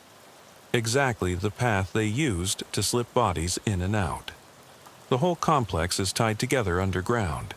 The feed store on one corner of town, Dawson's in the middle, hidden shafts running beneath both. How long have they used these passages? How many victims went missing without me ever knowing? I grip the railing and descend. Concrete walls close in. My flashlight beam slashes left and right. Boxes marked dry goods, bulk pills, cold packs. A rusty shopping cart lies abandoned, contents spilled, gauze, bandages, vials with labels scratched off. This is supply storage. But further down, the walls are slick with moisture, and the smell shifts, from mildew to rot. I pause at the junction where the corridor forks. The left tunnel concrete-lined, the right carved raw, rock faces still jagged. It's the same split I saw beneath the feed store. Left goes to Miller's, right goes here to Dawson's. I hesitate, uncertain which path the captor took after abducting Marisa. A soft whistle, too low to be human, echoes from the right branch. I spin, light grazing the rock. There, carved into the stone, faint etched letters read, "They watch." No date, no signature, just that taunting phrase. My pulse spikes. They watch. Who watches? And why carve it here in a child's scrawl or an adult's mocking hand? I swallow, stroking my chin. My service weapon is empty in the chamber. I can't risk another misfire. I turn back to the fork. "Marissa," I hiss into the darkness. No answer, only drip, drip, drip of water. I step toward the right. The floor tilts downward. The rock walls close in, damp, spots glimmering under my light. I notice fresh footprints, bare feet, small, too small for Marissa's size, and deeper imprints from work boots size 10. The same pattern I saw by the horseshoe. The smaller prints lead away, then circle back toward the chamber beneath Miller's. I grit my teeth. They've been taunting me, leading me on a chase through the bowels of Pine Hollow. And now, Marissa could be anywhere down these tunnels, trapped in a chamber I haven't discovered. I follow the prints, each step stirring stale air thick with dread. The tunnel opens into a half-lit cavern. My light catches rusted pipes overhead, and a pool of water reflecting the bulb's flicker. In the center, a low dais of concrete, stained brown. No table this time, just a heap of clothes and discarded shoes crying out in the beam. I approach carefully, boots echoing. On top of the pile lies Marissa's other shoe, the one missing when I found her. It's soaked, laces frayed, as if she pulled it off herself. I kneel, heart slamming. Just behind the pile, embedded in the concrete wall, a cluster of photographs pinned by nails. Local children and teens, school photos, candid shots, names scrawled beneath. Alexis, Marissa, Danny, Claire. 4 names, 4 faces, all missing. Dates handwritten in a spidery scrawl. August 12th, 1997, June 4th, 2002. May 19th, 2023, June 7th, 2025. The last date is today, June 7th, 2025, 2 days ago. Marissa's abduction is the latest in a decades-long pattern. My jaw goes dry. A low rumble rolls through the cavern, like distant thunder but coming from underground. The bulb overhead sputters. The horseshoe in my coat pocket welds itself into my palm. I tuck it under my shirt, breathing fast. Marissa's breath hisses through my earpiece. She's still on the line, barely audible. Stay away. Suddenly, the light snaps off. Darkness devours everything. My breathing roars in my ears. I reach for my flashlight. It's dead. I fumble for my phone's light, 50% battery. Blessed, but the beam is weak. In its feeble glow, I see him, the hooded figure, just at the edge of my vision, standing at the tunnel's mouth. Not moving, just watching. I swallow hard, voice a rasp. "Marissa, hold on." I step back, heart hammering, as the tunnel falls silent save for a faint drip. Nothing, no hum of pumps, no echo of footsteps. Then, from the darkness beyond him, a single, sharp, metallic click, like a latch unlocking somewhere deep in the rock. The metallic click still reverberates in my ears as I fumble in the dark, phone light trembling in my hand. The hooded figure stands motionless at the mouth of the tunnel, silhouette stiff as a scarecrow. My heart slams against my ribs. I wipe sweat from my brow, even though I'm soaking wet from the rain earlier. Every nerve screams to run, but I can't leave Marissa behind. I force breath into my lungs. "Who are you?"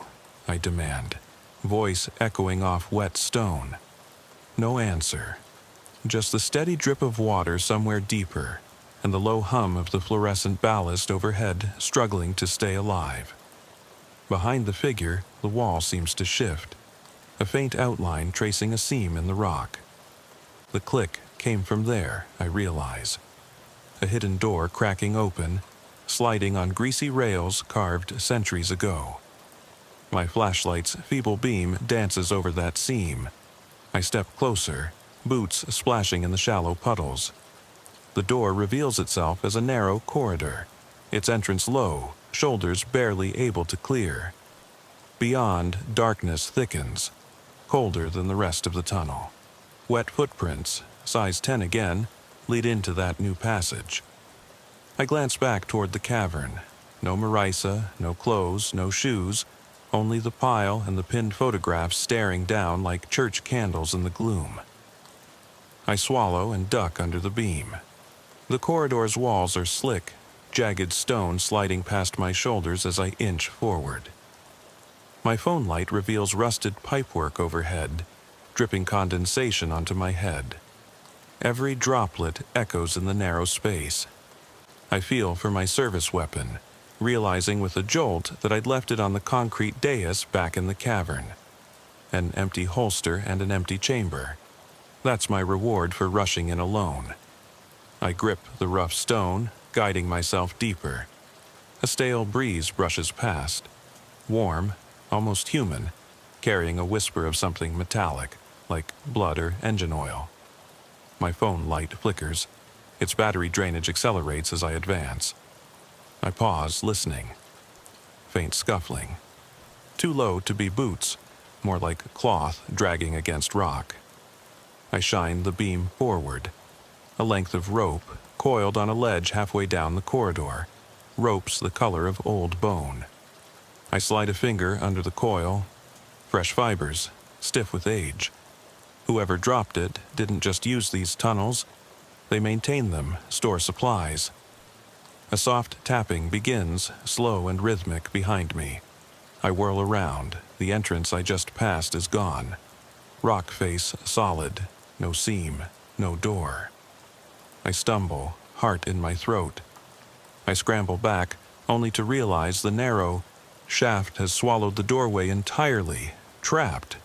Panic grips me, but I slam my palm flat on the wall, forcing breath. There's only one way forward. I steel myself and move on. The tapping follows, shifting pace. Now an erratic staccato, like fingernails drumming on concrete. I sweep my light side to side.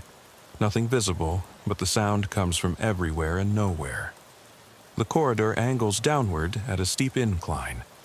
I rest my free hand on the slick floor for balance. Water sloshing around my boots. The air grows colder. My breath plumes twice as heavy. Up ahead, I see a soft glow, red, pulsing, like an alarm light, casting the rock walls in a sickly hue. My phone light dims to near dead.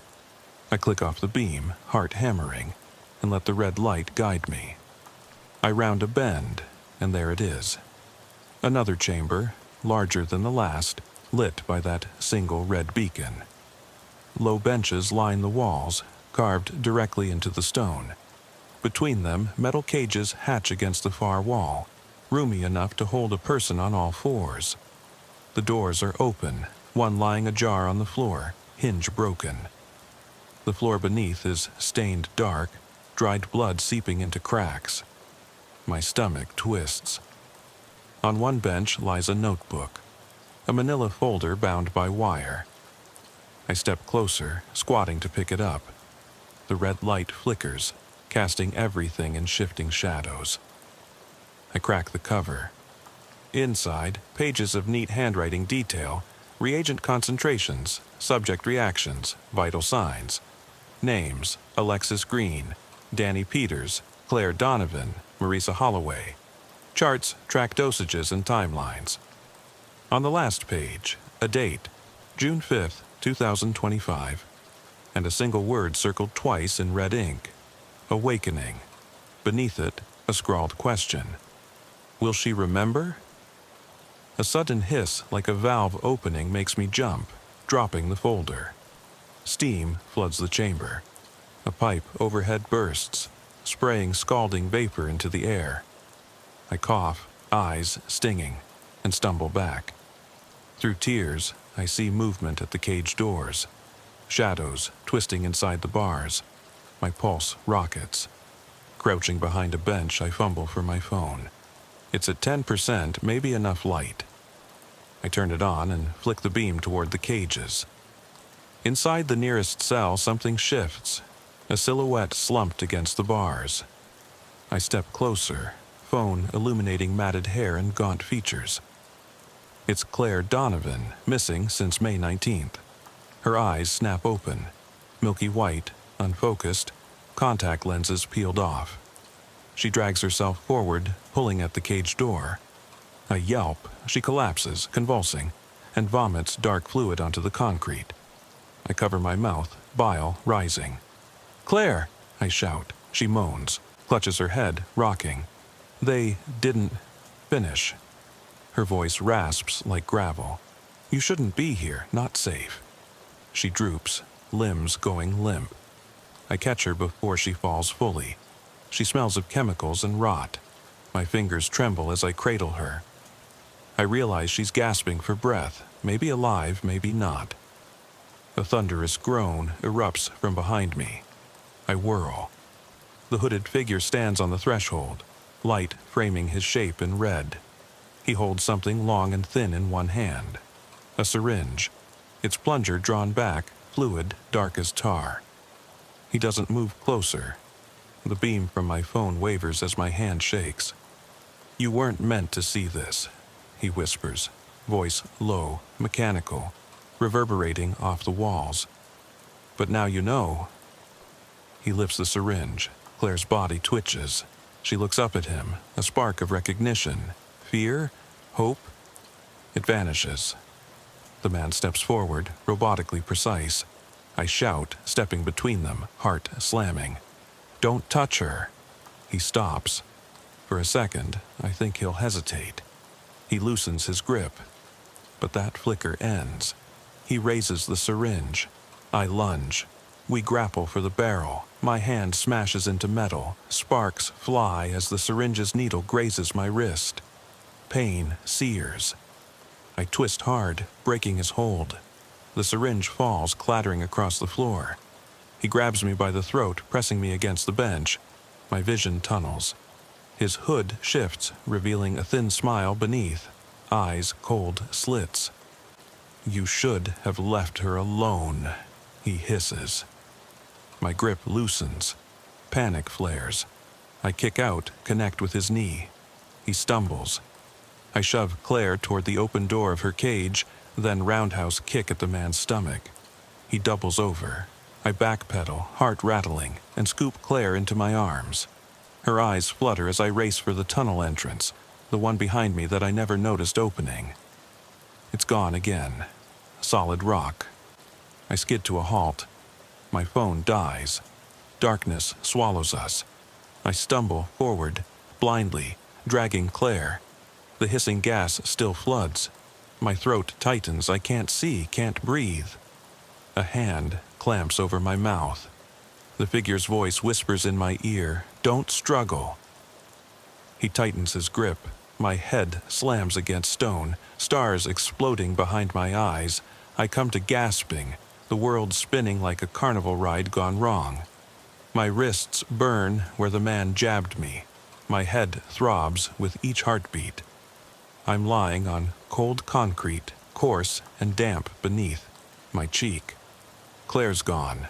The cage door I shoved her into is empty, her sobs replaced by nothing but hollow silence. I force myself up, vision blurred, every breath a battle. My phone is dead, my flashlight long since flickered out. The red beacon overhead pulses like a heartbeat in the gloom. I press trembling fingers to my temple, taste copper, blood, worry. The chamber around me is silent except for distant dripping. My eyes adjust to the dim glow. The metal cages stand open, a ring of empty cells around a single sturdy door set into the far wall. Reinforced steel with no handle, just a small barred window at head height. Beyond it, I see nothing but darkness. The bench where I sat is scuffed and smeared. The notebook gone, the dried blood wiped or washed away. Who cleared this chamber? Whoever brought Claire here didn't expect anyone else to see it. I dig my fingers into the concrete, feeling for chips or seams. Nothing, just unyielding rock. A soft, irregular humming drifts through the air, like an engine idling far above. I follow the sound, mind still foggy. It leads me to a narrow slit in the wall beside the steel door. A ventilation grate about 2 feet off the ground, bars still in place. I crouch, slipping my hand inside. Fingers touch something cool, a folded scrap of paper wedged in the duct. I pull it free. It's a Polaroid, an overhead shot of the feed store parking lot at midnight. A single car parked under the lamp. I recognize my cruiser, its roof linebackered by rain, doors closed. But there's a figure, tiny as a shadow, slipping around the rear, hand outstretched toward the trunk. The photo is date-stamped a week ago. Someone's been watching my every move, recording me. I shove the picture into my coat pocket. My pulse spikes. If they want me to know they're watching, they're playing a deeper game. I need to find Claire. I need to find Marisa. I need to get out. And I still don't have my gun. I pat my pockets, wallet, keys, horseshoe. That damn horseshoe, heavy in my pocket like a millstone. I yank it out and heft it. At least it's something solid. Ready or not, I head for the steel door. My shoulder slams into it, hard. The metal doesn't give. I scope the perimeter. A small table bolted to the wall, and on it, a keypad with a blinking green light. No instructions, no numbers missing. Just 10 unreadable digits, worn smooth. Whoever used this keypad did it so often they polished the keys with their fingertips. I press the corner digit, 1. It lights up red and drips a low electronic thrum. I pull back. I have no code. I circle the door, testing hinges, listening. Beyond the window, blackness. No movement. Just the distant hum and the thrum of my pulse. I lean down and press my ear to the cold metal. I think I hear whispering, but is it my own imagination? I cup my hand against the door, silently pressing my palm flat against the steel. The hum warps into a stutter, then a voice, barely audible, electronic. QRST? It cuts out. I stand, heart hammering. They're taunting me through this door, reciting a code I don't know. I turn away, scanning the chamber again. The cages, the benches, they're all aligned toward the door, as if directing attention. On the floor beneath the grate where I found the photo, I notice fresh scuff marks. Shoes slid across the concrete. Not boots, sneakers, size 9. Not mine. The footprints head toward the corner where I came to. I follow them, torching the damp earth with my palm. They end at a trapdoor set flush in the floor, its edges dark with grime. I never noticed it before. The hatch is secured by a latch. I grip the horseshoe and wedge it under the lip, prying. It gives with a sickening grunt. Below is a shaft of narrow stairs, spiraling down into deeper black. My breath catches. There's no guarantee this leads out. Could be another trap. But the steel door is a dead end without a code. I drop the hatch and slip inside, the stairs slick with moisture. I cling to the railing, descending. The only sound my own breathing and the click-clack of wet concrete under leather. The shaft dumps me into another corridor. Low ceiling, rough-cut limestone, dripping water pooling at my feet. I shine the horseshoe's edge toward the wall. It casts no light, of course, but my eyes adjust. A narrow tunnel stretches to the left and right. I turned right, drawn by a faint orange glow ahead, like the ember of a dying fire. I advance with head down. When I crest the curve, I find a makeshift nursery. A small room, carved into the rock, walls scored with childish drawings in white chalk. Stick figures holding hands, houses with pitched roofs, suns smiling. Beneath each drawing, names Alexis, Danny, Claire, and one lonely name scratched in fresh chalk. Marisa. Beneath Marissa's name, someone scrawled a question. Do you remember them? The chalk is dry but crisp. I swallow. Against the far wall, a single wooden crib sits, aged and splintered, not matching the rest of the dungeon industrial aesthetic. The mattress inside is stained whipped cream white, wedged with twigs and dead leaves. On it lies a teddy bear, pink, matted, its left eye missing. I lift it, dust motes swirling in the amber glow. It smells of earth and stale milk. Someone tucked a Polaroid on its chest, an image of the 4 missing children, clasped hands in a circle, heads bowed. The date scrawl on the back reads August 13th, 1997. My throat goes dry. The pattern spans decades. The nursery door clicks behind me. I whirl, horseshoe raised like a club, but the corridor is empty. The orange glow pulses ahead, beckoning. I drop the teddy bear and move toward it, heartbeat pounding. Each step echoes the drip of water from unseen cracks. Up ahead, the tunnel widens into a rough chamber lit by a single lantern swinging from a chain overhead. Beneath it, a large wooden table carved from a tree trunk stands, its surface marred with gouges and burns. On it lie dozens of chalk fragments, broken crayons, and a scattering of children's toys, an upside-down music box, a marionette with tangled strings, a wind-up duck missing its beak. I step closer, chest tight. Each toy holds a memory of innocence lost. Each chalk fragment feels like a piece of a shattered childhood. The lantern sways, casting moving shadows that twist into grinning faces on the walls. I realize with cold clarity, someone is recreating childhood here, forcing the missing to remember, or perhaps punishing them for what they once were. The unanswered question from the crib echoes in my mind. Do you remember them? Behind me, a soft, hollow click. I spin, horseshoe raised. The hatch above clatters shut, trapping me in the room. The lantern's chain rattles, and the light stretches longer, casting monstrous shapes across the walls. A faint giggle drifts from somewhere behind me, childlike and broken. My throat seizes. Sheriff Reyes, a voice whispers, right next to my ear, breath cold on my neck. I freeze, frame locked.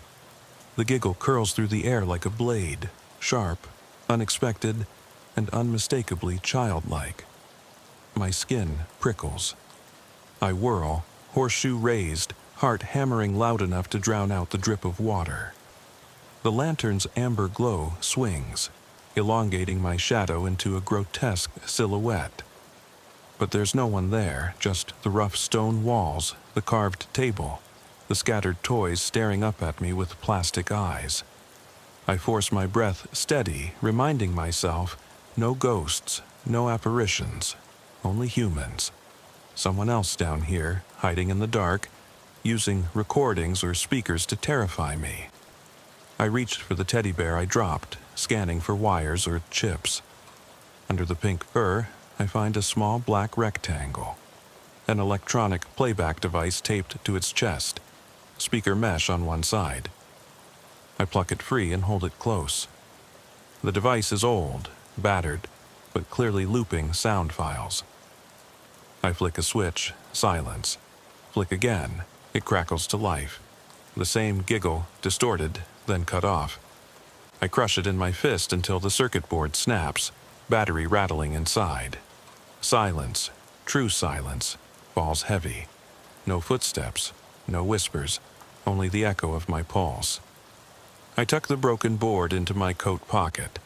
The crib, the dolls, the chalk drawings, they're all staged, meant to disorient me. But why children? What are they trying to prove? A note pinned to the table catches my eye, half hidden under a wooden block. A ledger of names and dates, scratched in pencil on lined notebook paper.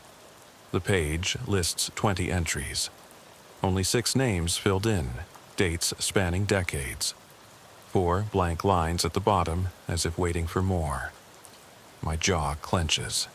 They've been keeping meticulous records. How many bodies lie uncounted out in those tunnels? How many missing went straight from our world into this one? A soft shudder runs through the table, as if someone brushed past it. I spin toward the tunnel mouth. Darkness yawns, untouched by lantern light. My hand tightens on the horseshoe. The walls seem to pulse in the lantern's circle, breathing. I step backward, boots skidding on a stray marble. My heel strikes something round and cold. Leaning down, I pick up a smooth stone, painted white with a single black eye. A game marker like you'd find in a board game, but chipped and worn. On its face, someone has written in small, neat print, "Watch." My pulse rattles. I cuff my forehead with a palm. Watch what? The walls press in, I feel exposed. I scan the chamber walls again. Near the far corner, half obscured by shadow, I notice a crack. Thin, straight, unnatural. It extends from floor to ceiling, just a hairline fracture. I crouch and touch it. Loose dust trickles down. I follow it upward, tracing a path along the stone. At the top, the crack branches into a rectangular outline, a hidden panel. I push at the lower edge. The stone shifts inward with a grinding protest. My breath catches. Behind the panel is a shallow niche filled with old VHS tapes, dozens of black plastic cassettes, labels scrawled in the same neat pencil: Green, Lane, Donovan, Holloway, and others I don't recognize. I fish one out. Peters, D, 999. I flick open the small cassette door and pop it into my pocket. If I get out of here, I need to review these. Evidence of every crime. Faces recorded, lives stolen. The panel grinds shut behind me. I stand, heart pounding. The chamber suddenly feels smaller. Dust swirls in the lantern's glow. I realize the forge smell, like smoldering metal, that I ignored earlier has grown stronger. Something's burning somewhere deeper, and the smoke pangs my throat. I press a sleeve to my mouth. Guilt tugs at me. I left Claire unconscious back in the red-lit cage room. I have to go back. But how? Retracing these winding tunnels without light or a map is suicide. A shimmering movement catches my eye. A thin ribbon of smoke curling from a crack in the ceiling, directly above the table. I look up. Tiny embers glow in the rock, as if a fuse is lit somewhere beyond my reach. The smoke trails away, leading down a narrow side passage I haven't explored. I step toward it, breath hitching. That passage could be an exit or the source of the fire. Either way, I can't ignore it. I pocket the ledger and the VHS tape and pivot toward the smoke.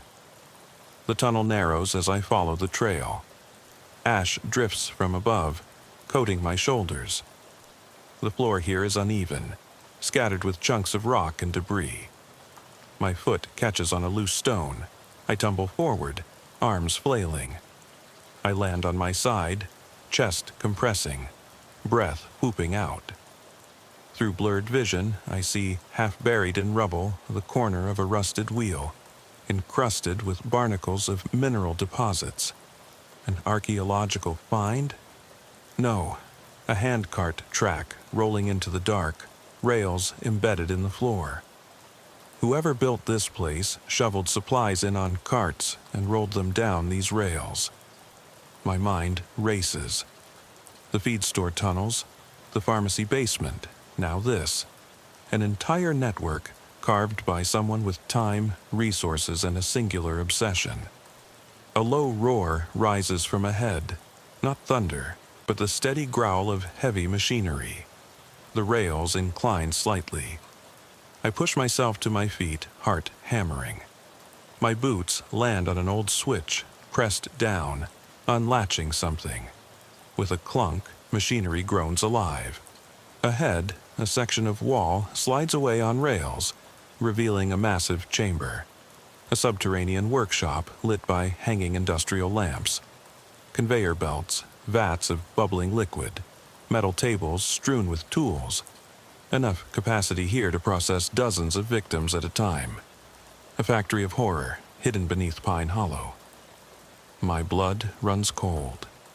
From the far end of the workshop comes a single muffled voice. Calm, soft, but tinged with amusement. "They're almost ready," it says. I crouch behind a table, heart hammering. I can't make out who speaks, but I recognize the timbre, a woman's voice, cultured, almost gentle. My mind snaps back to Doctor. Langley's broken description: 3 men and a woman, surgical masks talking about national security and sacrifices.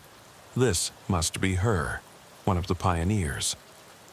I swallow hard. If I stay, I'll find Claire, Marisa, the others, but I'll walk straight into their lair, unarmed and alone. I reach for my phone, dead. I pat my pockets.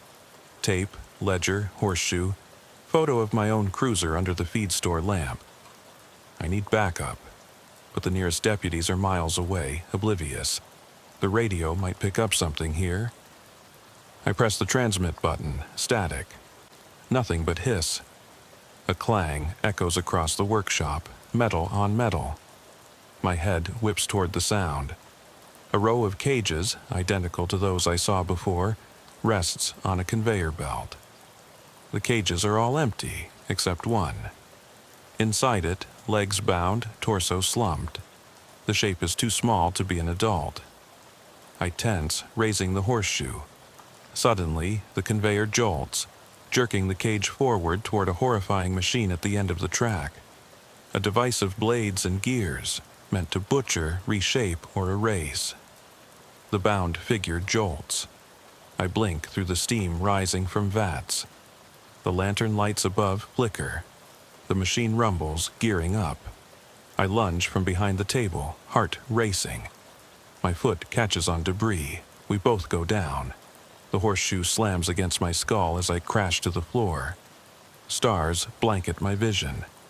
I try to rise, but the floor shudders as the cage inches closer to the machine's maw.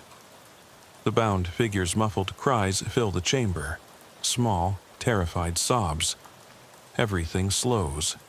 The belt groans, gears clicking into place. The device's blades edge forward, glinting deadly.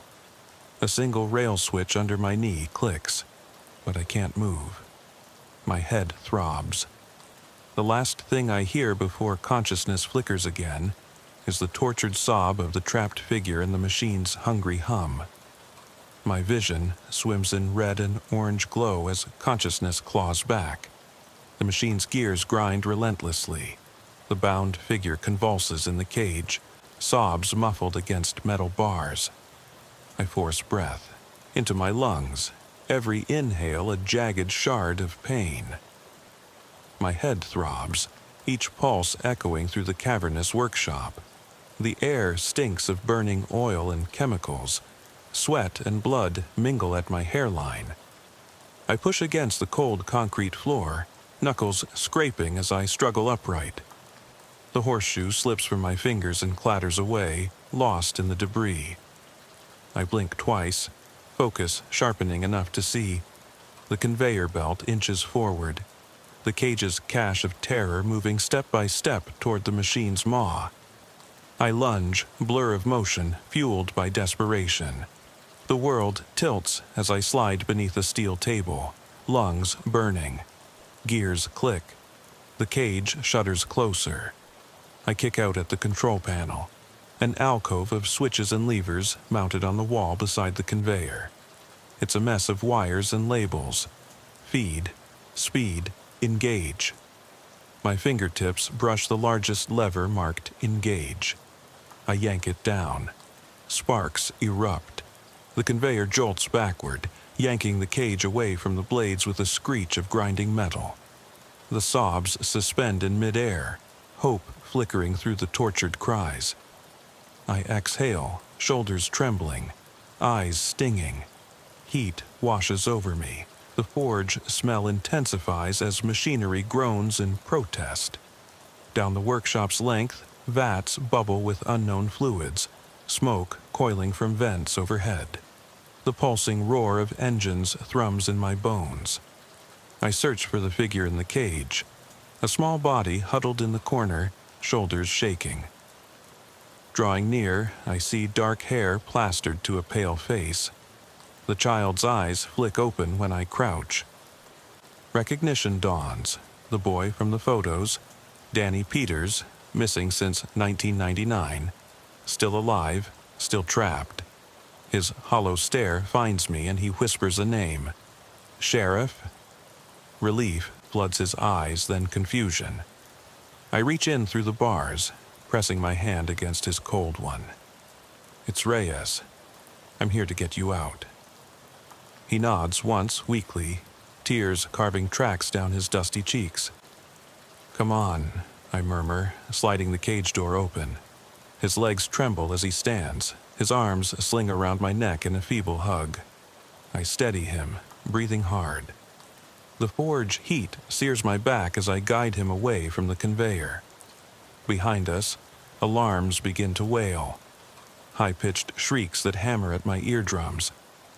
I half carry Danny toward the nearest exit tunnel, the one I plunged through earlier. Emergency lights flicker on overhead in dull blues, but they only reach a few feet down the corridor. Beyond that, darkness. We move fast. My legs burn under Danny's weight, but adrenaline drives me forward. A roar of engines surges nearer this time. The ground trembles. I round a bend. The tunnel splits again. Left leads toward the nursery I passed, right toward the steel-barred door where Claire was held. Danny's breaths come in short gasps. Sheriff, they're coming, he rasps. I glance back. The machine's roar is joined by heavy footsteps and the slap of boots on concrete. The workshop doors burst open. 3 masked figures pour into the corridor behind us, lanterns bobbing in their hands. I recognize their surgical masks, the icons of pioneers. I push Danny toward the right tunnel, toward Claire, and sprint after. Danny stumbles, boots skidding. I catch him under the arms and jostle him up. You can do it, I hiss. His legs straighten, he shuffles on. I cover his back as we enter the narrow branch, walls slick and dripping. The masked men shout orders, cutting us off. I swing around to face them, heart hammering. My hand finds the ledger in my coat, pages of names and dates, and I fling it at their feet. The papers scatter. It's enough distraction. The men break formation to gather the pages. I nudge Danny forward. Go.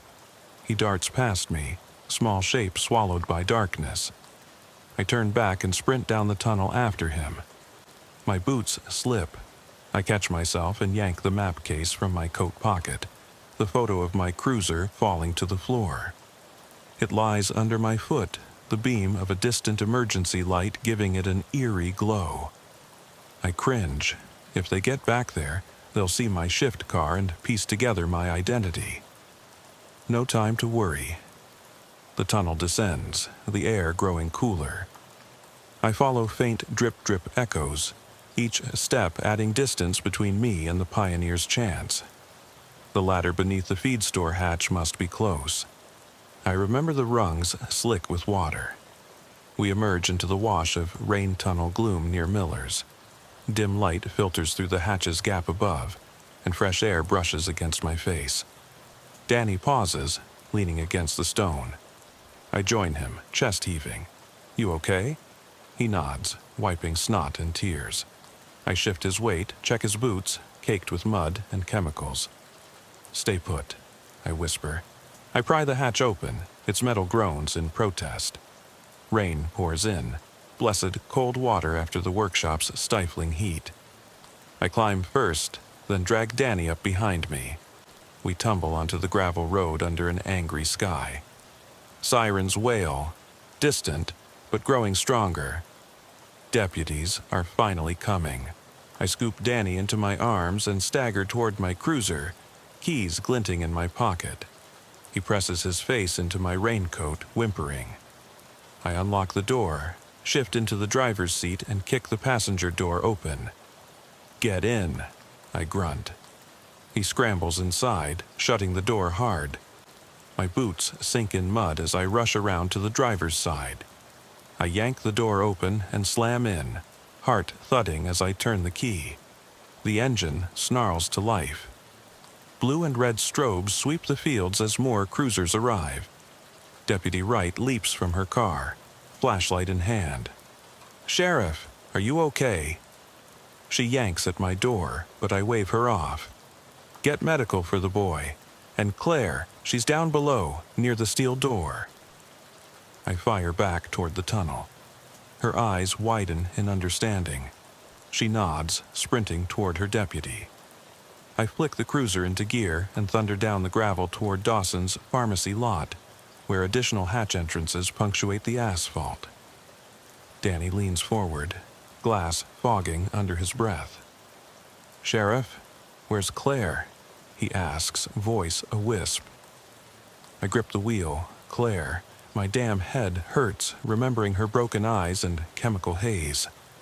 I think of the steel door, the keypad, the whispers of coded voices behind the bars. The door might seal her in forever. I turn off the headlights and steer toward the pharmacy's rear, where storm drains and basement vents lie. There's a manhole cover I've seen, raised by their tunnel crew last night. I hop the curb, tires crunching the gravel again, and stop at the grate. I grab the ledger from the seat, tossing it to Danny. "Hold this. Keep it safe." He nods, flipping through the scratched names. I rush around back, pop the vent cover with a crowbar from the cruiser's trunk, never leave tools behind, and lift it. The sewer stench is thick, rancid with rot. I hesitate. Another trap? But Claire needs me. I slide in head first, the grate slipping closed behind me. Darkness swallows me. The only light is the weak beam from my phone, now at 5%. Water laps at my calves as I wade into the tunnel. Graffiti, I don't recognize, coats the walls. Symbols, numbers. The phrase, "they'll never stop." My chest tightens. I follow a shallow current toward a square of orange light ahead. Industrial emergency lamps installed by the pioneers. They wash over a heavy steel door with a keypad and a barred window. I press my phone to the glass. Claire is slumped inside, awake but trembling. My heart seizes. I pound on the door. "Claire, it's Reyes. Are you okay?" She jolts, pressing her back against the cell's far wall. Behind her, in the dim hall, a man in a surgical mask scribbles symbols on the wall with chalk. He hears me, raises gloved fingers to his lips and tuts. He wipes the chalk into his palm, then draws a circle on the door's keypad, covering digits 3, 7, 1, and 9. His breath fogs the glass. He tilts his head. My blood runs cold. That's the code. He disappears into the darkness. The door beeps red. The code fails. Claire presses her palms to the glass, mouth opening and closing in panic. She mouths, "Help me." I cup my hand over my mouth. "Claire, remember the X on the pharmacy wall? The staff meeting notice. Our clue. It was June 12th. Are Purli Paniranda I punch 0612. The lock clicks. The door swings inward with a howl of hinges. I grasp Claire's arm and shepherd her into the tunnel as footsteps thunder nearer. I shove her ahead. Up ahead, I see Marathon Street through a grated hatch, daylight seeping in around the edges. We race toward it, dripping wet. Behind us, the man in the surgical mask emerges with 2 accomplices. 3 pioneers, blocked by a crumbling crate. He raises his hand, fingers pointing. A whistle blows, a signal. The 2 figures vanish down side tunnels. The lead pioneer steps forward, face pale behind the mask. He regards us with cold curiosity. I plant myself between him and Claire, fists up. His voice crackles over a hidden speaker. "Sheriff Reyes, you're a persistent one, but you can't save them all." I taste bile. "You're coming with me." I pull Claire aside and sprint for the grate. I reach the hatch just as he fires a flare gun into the ceiling. Sparks rain down, igniting the oily residue. Flames lick the tunnel walls. Smoke swells. I clutch Claire's hand and heave the grate loose. Sunlight floods in. I drag her upward as the fire roars below. I yank the hatch closed and lock it. Everyone on Marathon Street stares at the billowing smoke and embered grate. Deputies swarm with oxygen masks. Hoses snake down their arms. I crane over the edge. They've cut power to the tunnel lights, and the pioneers are nowhere in sight. The grate slams shut behind me with a final clang. Claire coughs, eyes watering. I brush soot from her sleeve. "You're safe now," I whisper, though my voice trembles. She nods, clutching the ledger to her chest. I take a shaky breath.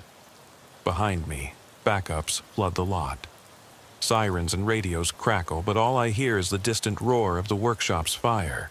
The tunnels behind the feed store and pharmacy blaze, smoke billowing into the pre-dawn sky. Smoke coils into the pre-dawn sky like a wound that will never heal. I stand beside Deputy Wright, both of us watching flames lap at the feed store's back console, and the pharmacy vent covers. Fire engines scream in. Hoses crackle as deputies train streams of water down the great openings, tunnels flooding with hiss and steam. Claire stands close to me, clutching the ledger, cheeks streaked with soot and tears. She's exhausted, shaking, but alive. For all we've lost, that counts for something. I pat her shoulder, voice low. "You did good." She manages a small nod, eyes wide as the world burns below our feet. I glance around. The street is lined with cruisers, ambulances, reporters jostling for a glimpse. Neighbors in pajamas gather across the road, cell phones raised to capture the chaos. Pine Hollow never had a night like this, and my gut twists with guilt. My town, my responsibility. Deputy Wright leans close. "They found Danny safe off the quarry road at sunrise. He led us here." Relief floods through me. Good work, but my mind is already shifting. What comes next? We can't just mop up flames and call it done.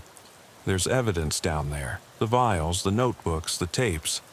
We need forensics, federal agencies, everything we can muster. But in this town, resources are thin. A shrill whistle cuts the air. I spin toward the pharmacy entrance where two deputies stand over a figure in a surgical mask, hands bound behind his back. The mask is soaked with sweat, white beneath the carbon black that's smeared around it. He's the woman pioneer, Dr. Helena Quist, her bright eyes sunk in hollows. They cuff her, and she looks at me with cool detachment. No regrets flicker in her gaze, only mild curiosity, as if she's watching a play unfold. I step forward. "Quist," I say, voice stringent. "You're under arrest for kidnapping, human experimentation, and conspiracy to commit mass homicide." She inclines her head. "A pity you had to burn down half your town to prove it." The judge's gavel cracks in my mind. She's right. Our evidence is charred or drowned. The notebooks are steam-ruined. I doubt any tapes survived the flood. All we have are the physical remnants, the ledger scraps, the teddy bear pieces, and our testimonies. Will that be enough? A sudden gust of wind shifts the smoke column, revealing the feed store's blackened skeleton. In that motion, something catches my eye. A horseshoe hanging on the side of the burned wooden wall, scorched at one edge but unmistakably the same polished emblem. I stare, blood turning to ice. I didn't leave it there. We stomped on every grate, checked tunnels, and yet it dangled before me like a trophy, mocking, unsolved. I walk across the gravel, boots crunching on ash, and reach for the horseshoe. The metal is hot, still warm from the fire. It throbs in my palm. Heat stings my fingers. I turn it over, faint scratches along its rim, marks I haven't seen before. Not the tidy etchings of the pioneers, but a claw-like gouge. It wasn't theirs, it's something else.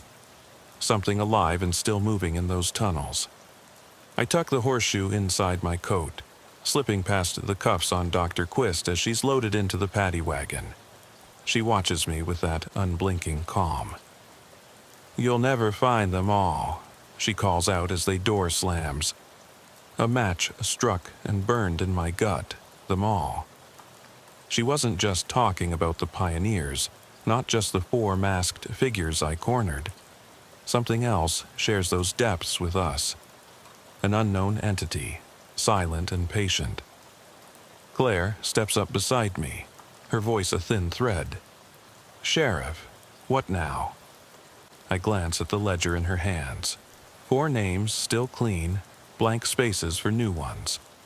I can't promise safety. I can't guarantee peace for her or Pine Hollow. But I turn to face the gathering crowd, blue and red lights throwing us into sharp relief. I raise a hand like an oath. "We rebuild," I say. "We keep searching." My own words feel hollow. The media push forward, cameras clicking. I refuse them my face. I turn Claire toward Deputy Wright, who leads her to the ambulance. Claire looks back, eyes meeting mine. She holds up the ledger. I nod once, sharply. I walk back toward the skeleton of Miller's feed store. Rain starting to fall. Cold drops hissing on hot coals. The town will ask questions tomorrow. Who's to blame? How this horror went unseen so long. They'll talk about Quist, the pioneers, the tunnels. But at night, when the lights go out, their children will leave their rooms and listen to static on their radios, waiting for that single beep that never comes. I pause at the feed store's charred entrance, hand on the burned wood. The horseshoe in my pocket burns against my ribs. I pull it out, cradle it in both hands. The claw marks glint in the dawn. I realize now that it's not a horseshoe at all, but a calling card, not left by human hands. Something much older, something that still watches. I slip the emblem back inside my coat. My shift is over. The sun peaks on the horizon. I should go home, sleep a normal sleep, tuck my shotgun under the bed. But I can't. Not with the hushed fear that slithered through those tunnels. Not with the knowledge that in every dark corner of this town there lies a hidden door, waiting. I turn and walk away, boots heavy in ash. The world wakes around me. Fire crews douse hot spots. Deputies cordon off entrances. Reporters shout questions. But my eyes stay on the feed store's broken facade. What door will open next time I least expect it?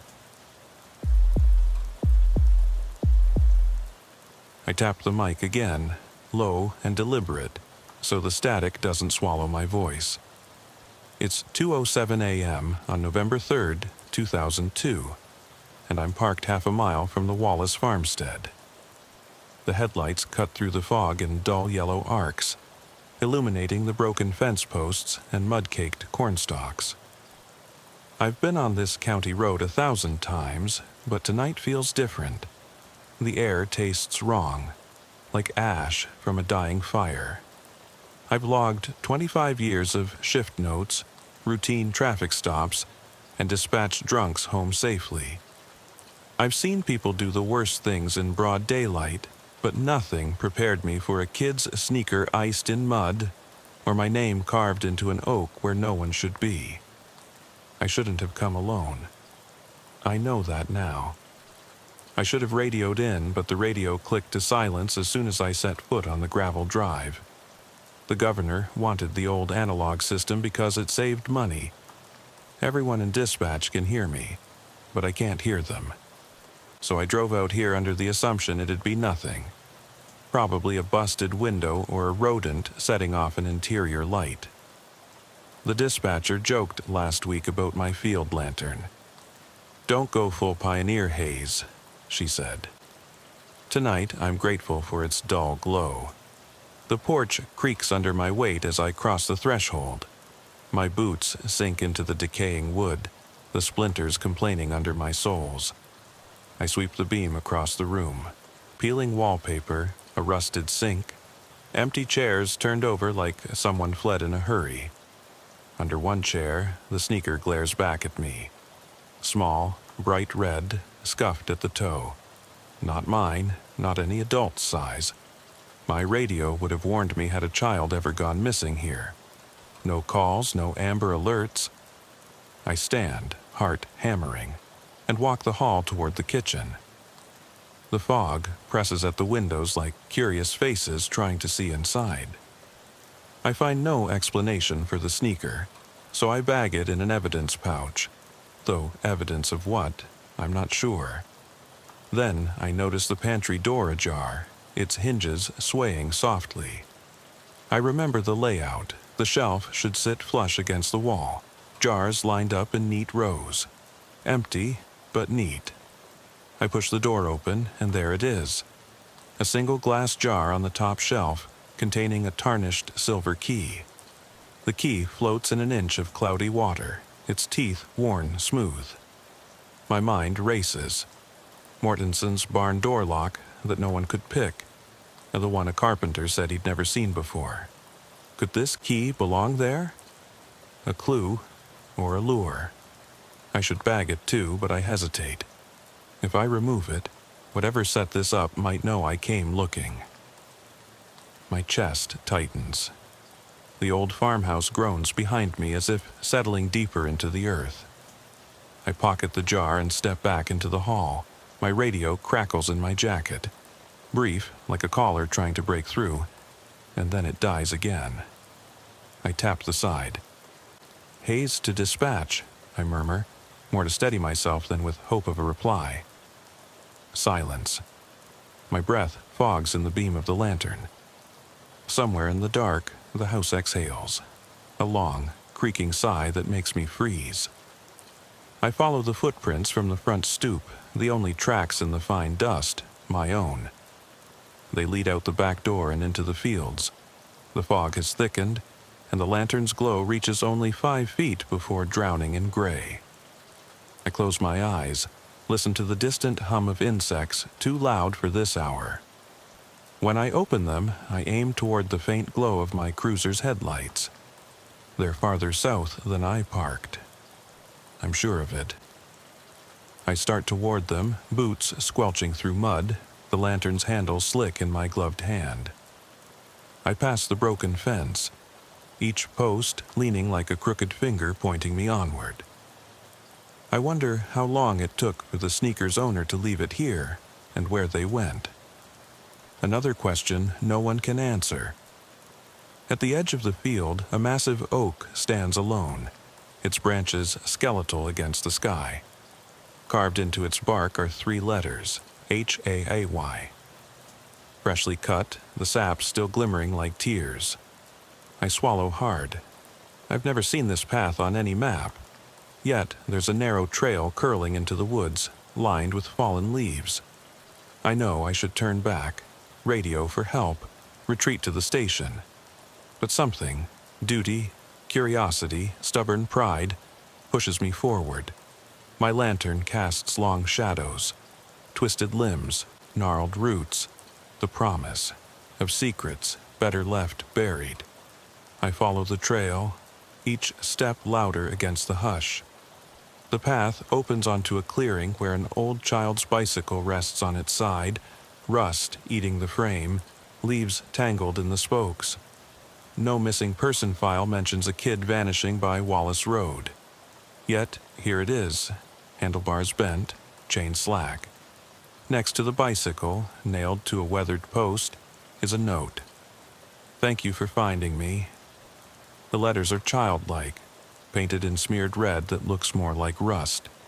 My throat goes dry. My lantern wavers. I click it on and off, heart thundering. Of all the horrors I've seen, this cruel tease of a child's voice, cuts deepest. A scrape of fabric against bark jolts me. I swing the lantern toward the sound. Nothing but shadows and the moon peeking through ragged clouds. I call out, voice trembling. "Hello? Show yourself." No answer. Only the scrape again, closer now, and a whisper so faint I almost miss it. "Don't go back." I stiffen. No logical thought remains, only instincts and dread. The radio in my jacket crackles lifeless, and I hear my own voice begging, "Hayes, do you copy?" The static swallows me whole. I close my eyes, counting my breath, willing my hand to stop shaking. When I open them, the fallen leaves have shifted, footprints leading away from the path into the trees. Mine, alongside another set, smaller, trailing off toward darkness. My blood runs cold. I grip the lantern tighter and take a step forward, prompting a distant creak like a door unlocking itself. I step off the narrow trail and into a thicket of saplings whose branches jab at my jacket like accusing fingers.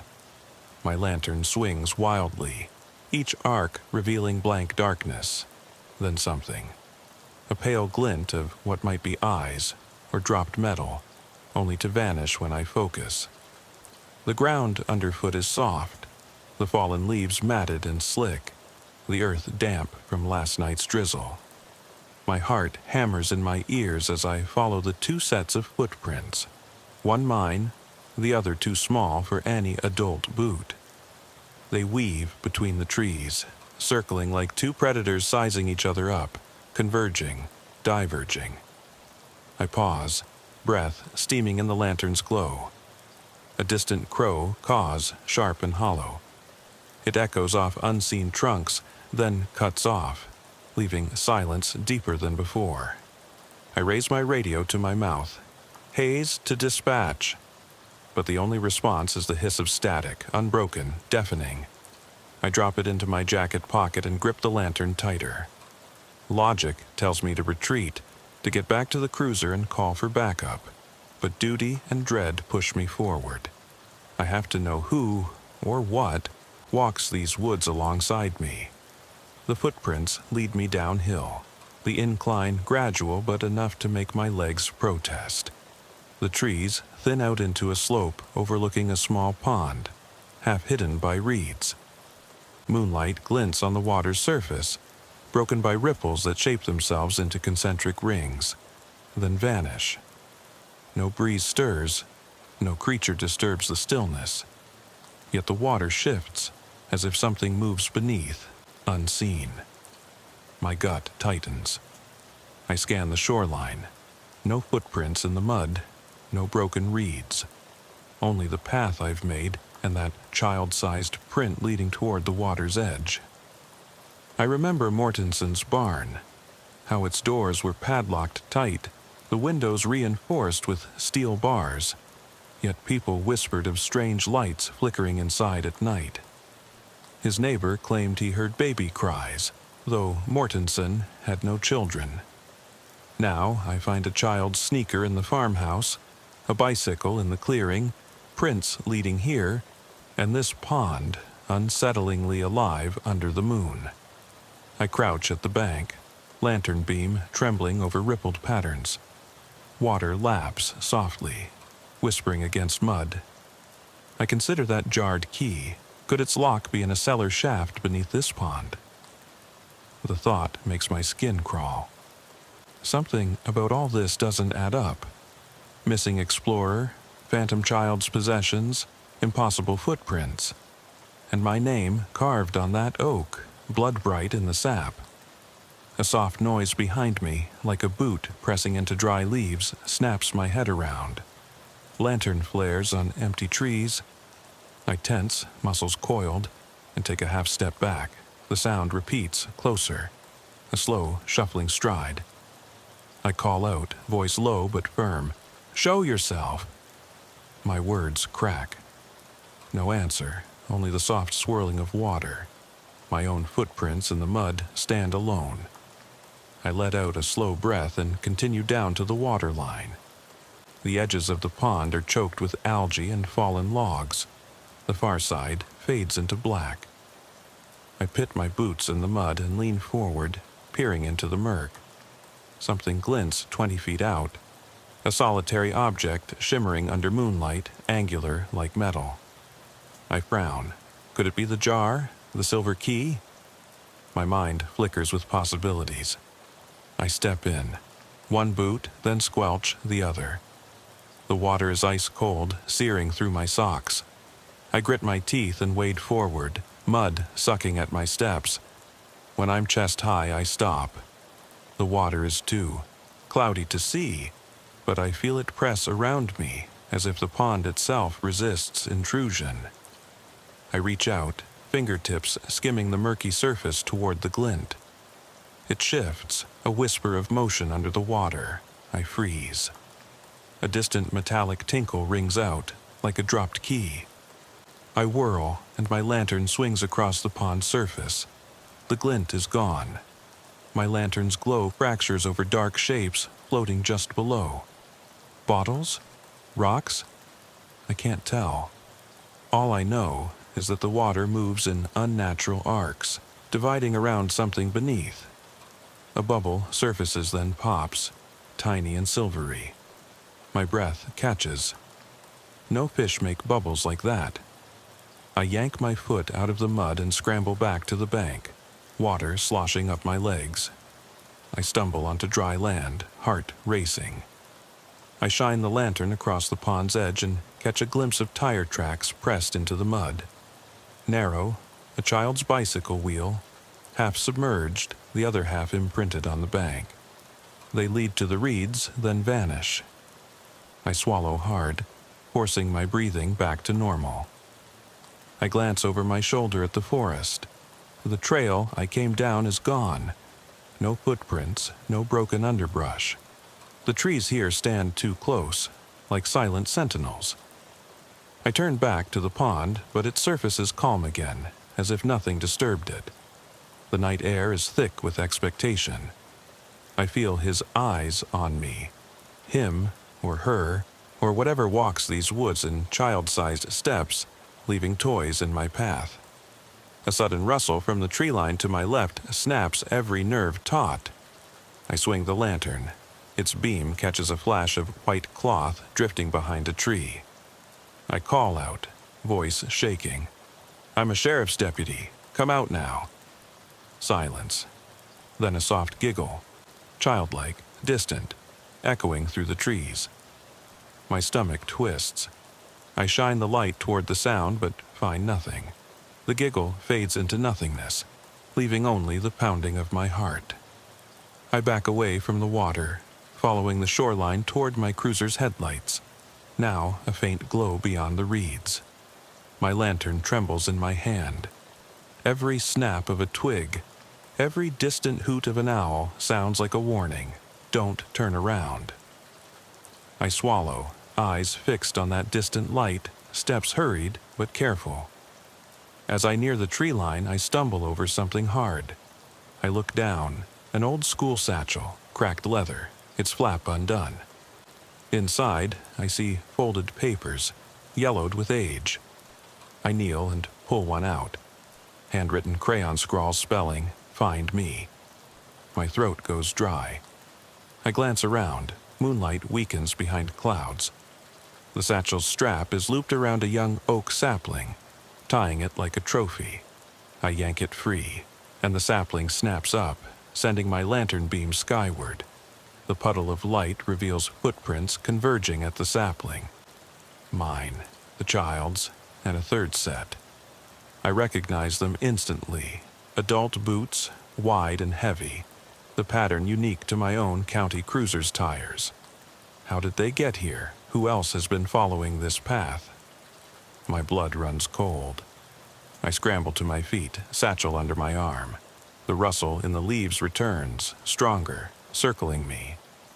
I whirl, lantern flashing between trees, and catch the silhouette of a figure, tall, hunched, impossible to identify, darting behind an oak. I call out, adrenaline searing my voice, "I'm coming for you." No answer, only the crunch of leaves under distant footsteps, speeding away. I follow, lunging between trees. each step sending lantern light dancing on bark. The forest grows denser, air colder. The satchel bangs against my side, papers rustling inside. I let the moon guide me until I burst from the trees into a clearing I've never seen. An open field ringed by dead cornstalks, the ground carpeted in fallen leaves. In the center stands an old well, its stone mouth cracked and overgrown with vines. A ladder leads down into shadow. I freeze, lantern beam falling on the rusted iron grate covering the well. It's ajar. I hear muffled tapping from below, like fingers drumming on stone. My breath hitches. I know I shouldn't. Everyone says you don't look down. You don't answer the things whispering from the deep. But duty forces me closer. I lean over, wind whipping my voice downward. If there's someone down there, talk to me. Silence, then a single word, soft and hollow, rising from the darkness. Haze. The grate clatters as something shifts beneath. My lantern flickers. I step back, chest tightening. The tapping stops. The field stretches in emptiness. The well yawns like a mouth waiting to swallow me. I stumble backward as the well's hollow chuckle fades into the night. My lantern quivers in my hand, casting jittery shadows across the cornstalk stubble. The air feels impossibly still. No breeze, no distant insect hum, only the pounding of my heart echoing in my ears. I force myself to inhale, slow and deliberate, but each breath tastes of cold earth and old fear. I glance down at the satchel in my hand, its strap still damp with morning dew. Inside, the crayon, smeared papers rustle like a whisper in the field's hush. I step away from the well, boots sinking into the leaf-strewn ground. Every instinct screams to retreat, to race back through the woods, find my cruiser and never look back. But I'm here, and something demands answers. I peer into the darkness where the tree line meets the field. The fence posts beyond flicker in the lantern's beam, like uneven teeth in a crooked grin. One post bears fresh scratches, deep gouges that weren't there moments ago. I kneel, pressing a gloved finger into the wood. The scratches form letters, M-E-E-T. Below them, a single arrow points back toward the woods. I swallow hard. Weaving through fog-choked cornrows, I follow the arrow's direction. My lantern cuts a path between the dead stalks, each rustle hinting at movement just beyond my sight. My pulse throbs as I hurry toward the tree line, the arrowed post receding behind me. The shadows stretch and contort, mocking my progress. I remember Dispatch's laughter about my lantern again. Tonight, its flicker is the only thing keeping the darkness at bay. I break through the edge of the field and skid to a halt at the base of the trail where I first entered. The ground underfoot is churned, as if something heavy slid downhill toward the well.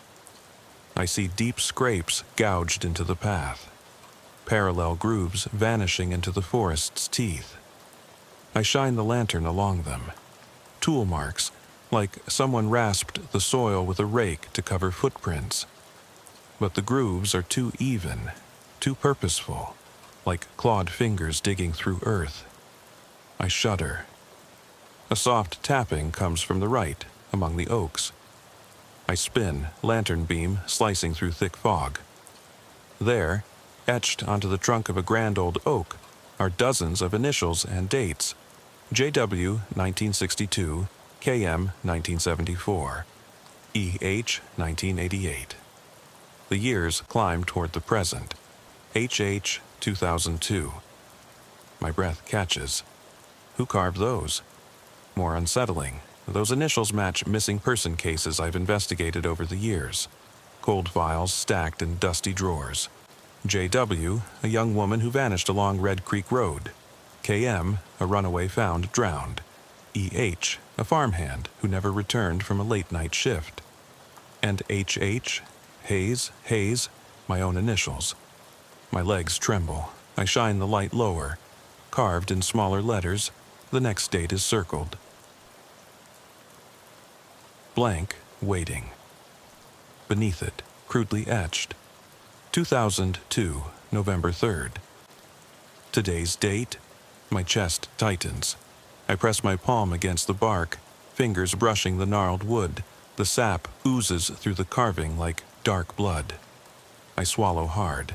A cold dread curls in my stomach. Something has been marking these woods for decades, collecting names like trophies, and now it has marked me. The radio in my pocket crackles. I fumble for it, pressing it to my ear. A single beep, half a second long, lingers before silence. I exhale, relief mingled with unease. Backup? Dispatch? But no voice comes through, only static that hums like a warning. I flip the radio over. Its antenna is bent, the casing scratched. It feels wrong, like it's been here longer than I have. I drag my gaze upward to the ladder descending into the well. The iron rungs gleam faintly where moonlight trickles through the cracked stone. The well's mouth yawns black, a void promising discovery and danger. I shove the radio into my pocket and approach the ladder, heart thundering with a mixture of dread and determination. I've come this far, I can't turn back now.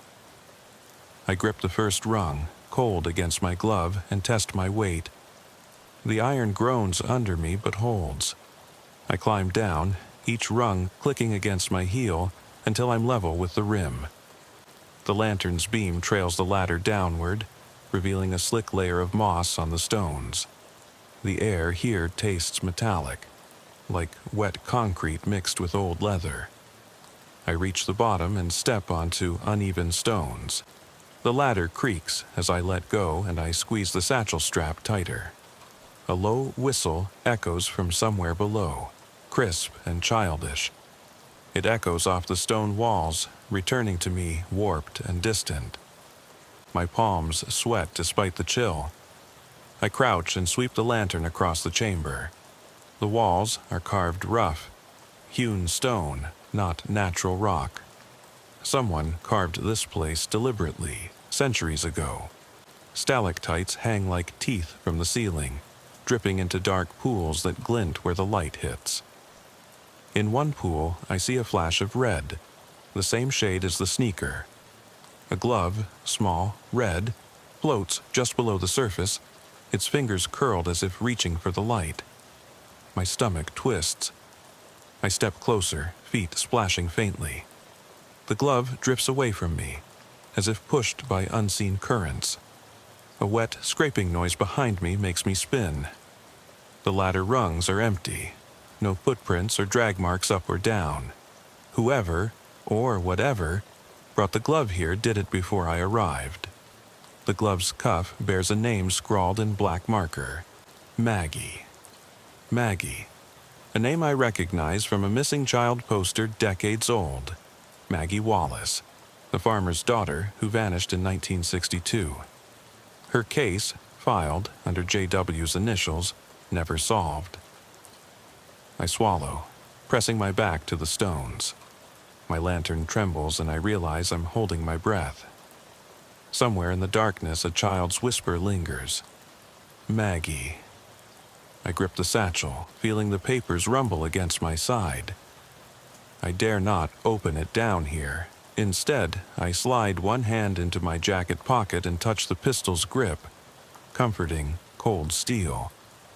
I step deeper into the chamber, lantern beam bobbing over cart tracks embedded in slick limestone. The tracks lead toward a narrow tunnel gouged into the wall. I shine the beam into the blackness. Tree roots snake from above, weaving around the edges of the arch. The tunnel slopes downward, air growing warmer. I pause, listening. The chamber behind me is silent.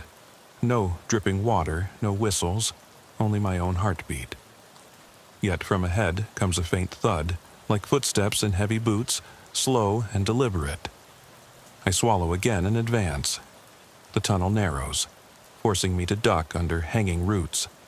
I feel them brush my helmet, soft and organic. A musty scent rises. Damp earth, decayed leaves, something sweeter, like rotting sugar. I crouch lower, the opening shrinking until I can only crawl. Each movement sends small stones tumbling, clattering down the slope. The footsteps stop. Silence presses in. I reach the low ceiling and drag my lantern forward, revealing square-edged stones forming what looks like a doorway. I climb to my feet and find a rusted latch, half covered in moss. I pull it open and step into a larger cavern, its walls lined with narrow alcoves carved into stone. Each alcove holds an object, a tarnished sheriff's badge, a broken wristwatch, a child's toy figurine, a faded photograph of a smiling family, faces I know, missing persons I sought but never found. My throat tightens. In the center of the cavern lies a crude altar, a slab of stone stained dark, upon which sits a small wooden box sealed with rope. The atmosphere is thick, ancient, and terrible. I shine the lantern on the box. Crude carvings spiral around it, symbols I don't recognize. Beneath it, written in chipped paint on the altar's edge, a single line. Time runs out. My gut clenches. I step forward, lantern casting long shadows onto the alcoves. I could open the box, get answers, find evidence. But instinct screams that some secrets weren't meant to be unearthed.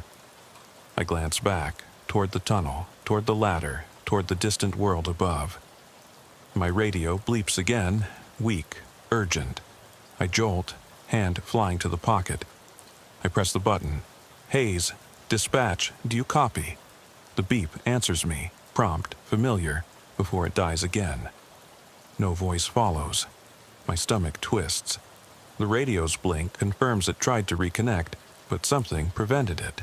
Something down here. My lantern flickers, sputters.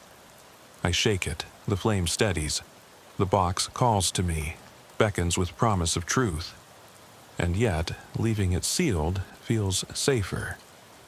I step back, intending to retreat, but a scraping behind me stops me cold.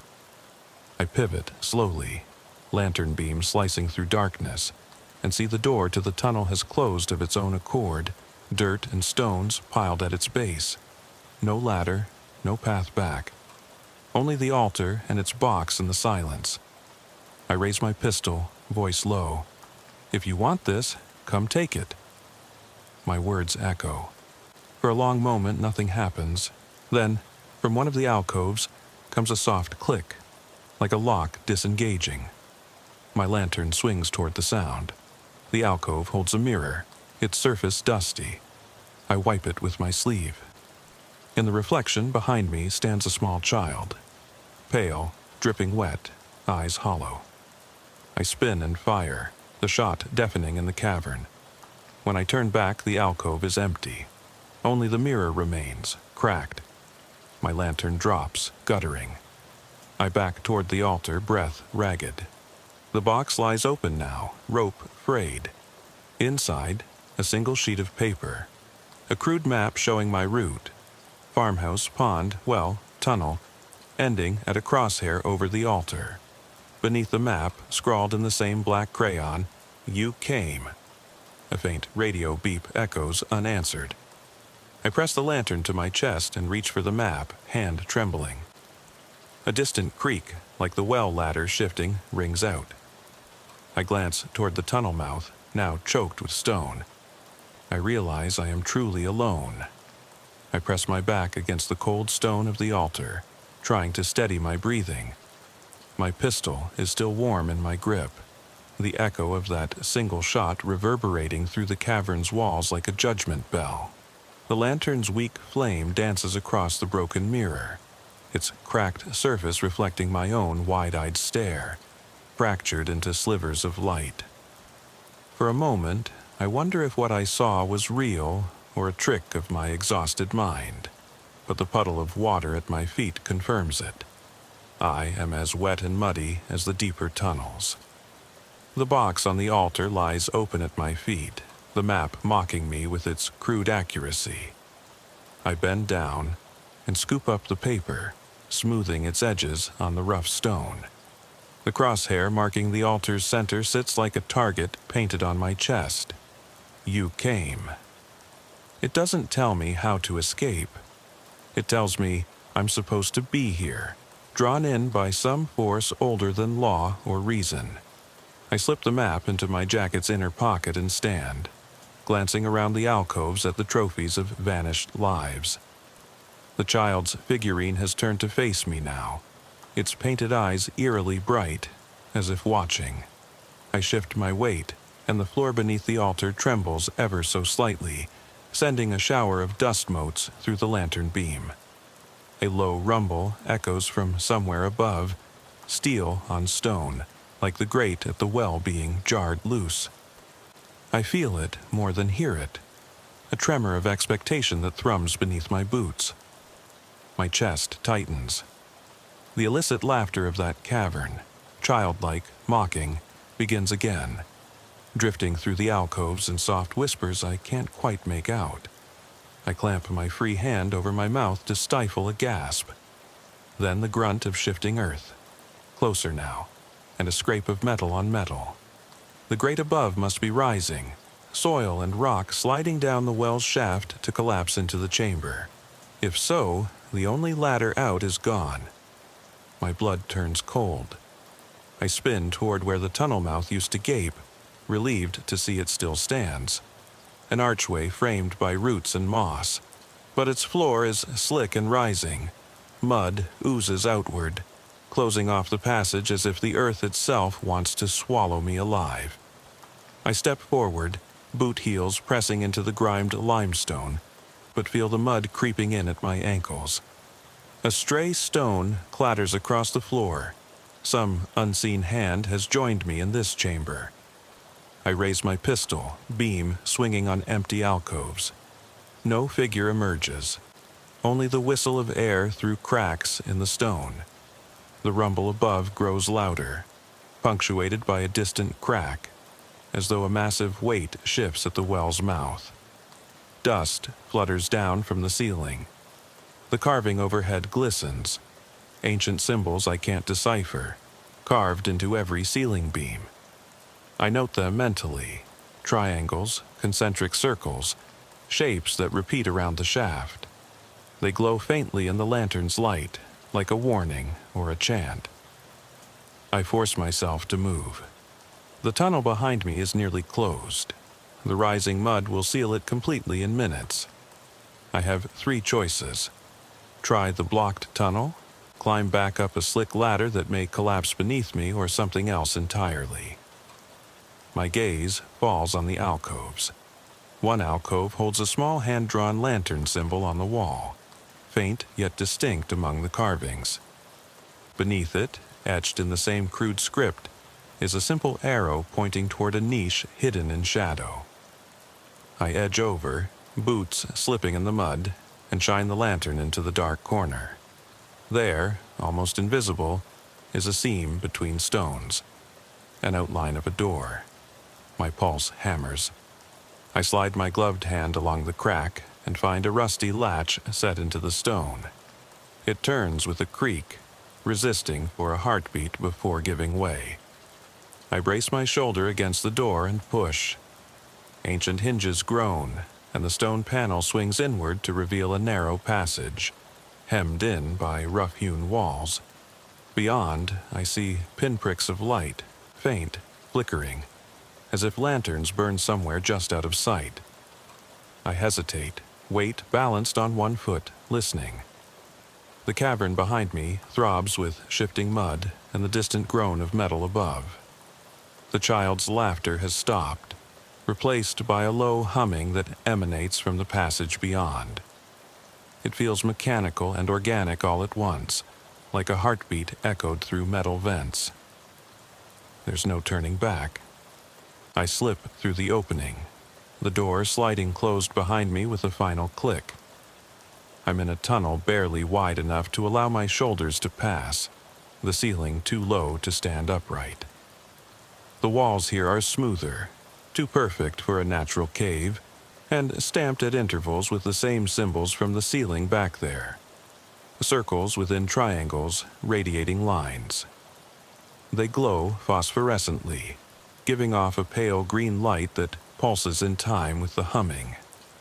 My lantern is forgotten in my hand, its flame long since spattered out by the cave's dampness. I press on, each step sliding on damp stone, following the symbols deeper. The tunnel turns sharply, and I find myself in a chamber lit by hanging iron lamps, their flames steady and sulphurous, illuminating a scene that steals my breath. Dozens of statues stand in a ring around a central column of stone. No, not statues, figures. Life-size effigies carved from ivory-colored rock, each one posed in agony or supplication. Some appear to be civilians, a woman cradling a crying child, a man shielding his face. Others wear uniforms, a fireman, a schoolteacher, a state trooper, and one statue resembles me, wide-eyed, pistol drawn, standing frozen at the edge of the ring. I step forward, boots echoing against the marble floor. The effigies encircle an altar that matches the one above, though smaller, more ornate. On this altar rests a scale, one pan empty, the other holding my sheriff's badge. The badge's metal gleams with otherworldly light, as if it has never tarnished. I reach for it, and the room quakes. The lamps gutter, casting long, quivering shadows. From somewhere in the ring comes a whispering chorus, soft words in no language I recognize. The statues' mouths move as though breathing, their blank eyes turning toward me. I swivel, pistol raised, but there's no one to fire at. Only the steady hum banging in my chest.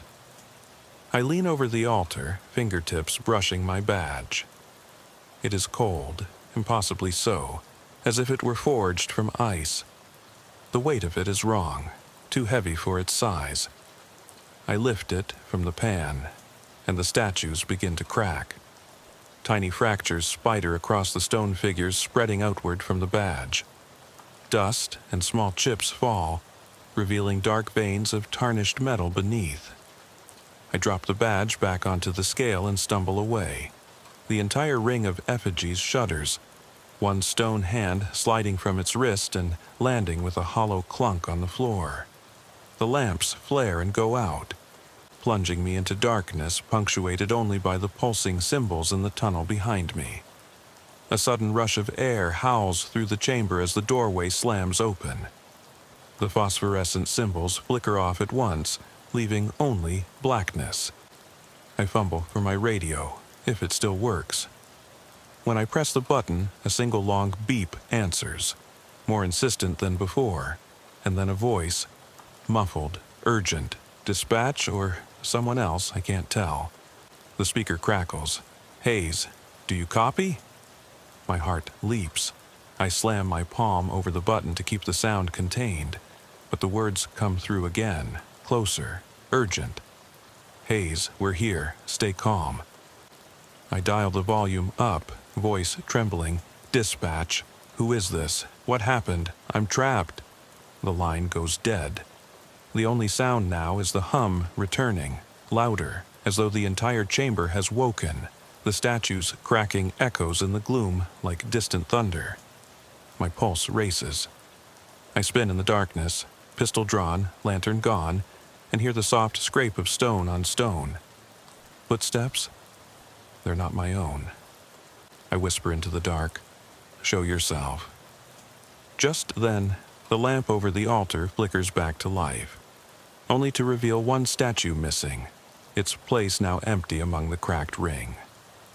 Where the figure stood is nothing but jagged stubble of stone. In the murky light, I make out fresh footprints leading from the gap toward the shadows, my own, and another set, tiny and indistinct. I let the darkness swallow me for a moment, heartbeat pounding in my ears as I stand amid the broken effigies. The chamber's air tastes stale and metallic, dust from cracked stone and oil from the lamps mixing in my lungs. My pistol feels weightless in my grasp, like nothing more than a paperweight. The hum pulses again, vibrating through the floor and up through my boots. I trace its source to the cracked statue base, a fissure wide enough to slip my hand in. I edge closer, pressing my palm into the cleft. The stone's inner surface is slick with moisture, and I catch a faint glimmer of something metallic wedged within. An old rotary phone dial, the circular plate still intact, numbers faintly painted in red around its rim. I crouch, brushing away stone dust, and pry the dial free. My lantern remains dark. The lamp overhead flickers, casting dancing shadows that make the broken statues around me flicker in and out of existence. I cradle the dial, uncanny in this tomb of forgotten things, and turn to the altar. The scale still holds my badge, half sinking into its own tarnished reflection. I yank the badge free and jam it into my pocket, along with the dial, then tuck the map beside it. My jacket feels heavy, overloaded with relics of mystery. But they're all I have. I step toward the tunnel exit, light returning to the symbols on the walls, their phosphorescent glow pulsing faster, as if in warning. The mortar between the stones shifts beneath my foot. An entire block groans. I freeze, then hear the grinding of hidden gears somewhere deep in the mountain. Something is moving. The statue's fractures widen, bits of stone litter the floor. I whirl, flashlight in hand, and catch a glimpse of the figure from the alcove reflection. Slender, hunched, draped in a sodden cloak, standing just beyond the ring of broken effigies. Its face is hidden, but I can see a child's outline, small shoulders hunched under a hood too big for its frame. I call out, voice thick, "Who are you? Show yourself." The figure doesn't move, only tilts its head as though listening. I take a step forward, and the creature shifts in place, slinking closer until the beam of the lamp catches its face. No eyes, only hollows that reflect the lantern flame like black mirrors. It lifts a hand, thin and pale, and points directly at me. My stomach drops. I expect it to speak, to whisper, but it only stands there, still as stone. Behind me, the tunnel's symbols flare bright, illuminating a new archway hidden in shadow, covered before by broken rubble. A passage I hadn't noticed opens into dim light. My instincts scream to flee that cavern, to retreat through the new exit before the whole place collapses. I glance back at the childlike figure. It hasn't moved, but I feel its gaze dragging me past the altar and through the arch. I edge toward the opening, one boot at a time, and the ground rumbles. The stone overhead shifts, shaking loose pebbles that clatter down into the room. I break into a hurried jog, slipping through the narrow arch, and stumble into a sloping corridor lit by sconces dripping oily wax. The walls here are carved smooth, the ceiling low. The symbols fade and vanish behind me, and for the first time in hours I feel relief. A way forward, a path toward escape. I keep moving, my steps echoing in the tunnel. The corridor narrows until I have to shuffle sideways, hand along the damp stone for balance. Then I break into a wider chamber, its floor covered in shallow water, ankle-high, glowing with bioluminescent algae that pulses in time with that hum. The water reflects the stalactites above, turned upside down like a star field. My lantern is useless. I switch it on anyway, and its beam is swallowed by the glow, as if the algae resents the intrusion. Ahead, I see a silhouette. A ladder carved into stone, spiraling upward toward a hazy circle of light. It looks familiar, like the rungs at the well. I step into the water, boots cold, and feel tugging at my ankles. The submerged roots of the trees above, snaking through cracks in the cavern, wrapping around my legs. I yank free, heart racing, and hurry toward the ladder. I climb, each rung slick, sapping my strength. The hum amplifies, beating in my skull. Halfway up, I glance down. The water churns around me, roots writhing as if alive. A black shape flickers beneath the surface, impossible to make out, but undeniably moving. I push on, hauling myself up until the tunnel opens to sky. I emerge into the basement of the old Wallace farmhouse. The damp smell of earth is gone, replaced by the sweet rot of mold and mildew. Moonlight filters through boarded-up windows, casting broken beams across the floor. I collapse onto the floorboards, wrenching off my jacket, lungs heaving. The air is still, silent except for the pounding in my ears. I struggle to my feet and survey the basement. Crates stacked against the walls, old farming tools hung on nails, sacks of seed. The bales of hay are rotted through, straw crumbling underfoot. In the center rests the well's grate, now closed and sealed flush with the floor. The silo door overhead is ajar, ladder rung missing halfway up. Dust motes drift in the moonlight like lazy moths. I should climb up, fight through the loft and out the barn door. But the ladder looks too narrow, too unstable. A fall would mean another broken bone, maybe worse. I turn toward a door at the far end, an exterior cellar door leading outside. Its once-painted surface is flaked away and the handle is rusted. I try it, locked. My pocket knife glitters. I insert the blade and twist. The lock clicks, and the door creaks open. I step outside, into the yard. Fog blankets the fields, grass slick with dew. A broken fence separates the yard from the road. I've been gone so long that the patrol car must be miles away, if it's still there at all. I stumble toward where I remember leaving it, and sure enough, I see the glow of headlights deeper in the fog. Relief washes me, but my foot hits something soft and gives way. I topple forward, face slamming into wet grass. I groan, lift my head, and see the soft shape of that red sneaker half buried at the fence line. Not mine. I look up at the headlights. They're moving. Two beams sweeping side to side. The engine isn't running. No one inside. I choke back a laugh. I've been chasing ghosts all night, trailing myself across fields and caverns. Yet there's something in the car's driver's seat, a single handprint smeared on the foggy windshield. Rough, tiny, too small for any adult or any child. I step closer, and the car unlocks itself with a click, doors unlatching. I grip the door handle, breath fogging in the cold air, and yank it open. Inside, the seats are soaked, reddish-brown stains glistening in the light. My lantern lies on the passenger seat, its glass cracked. I reach in, heart pounding, and pick it up. The light inside is gone, the lamp is dead. I drop it with a hollow thunk, then notice the rearview mirror. Taped to it is the jar containing the silver key, suspended in murky water. Beneath it, scrawled on the windshield in greasy finger strokes, "Lock it." I swallow hard. The door handle slips from my sweaty palm. I turn to look at the fields. No farmhouse, no cellar door, only miles of fog-shrouded grass. The patrol car's engine sputters to life on its own, idling as the headlights flare brighter, burning holes through the mist. The beam sweeps toward me, and I see, only for a moment, the figure of a child standing in the yard, water dripping from its cloak like it just climbed from the well.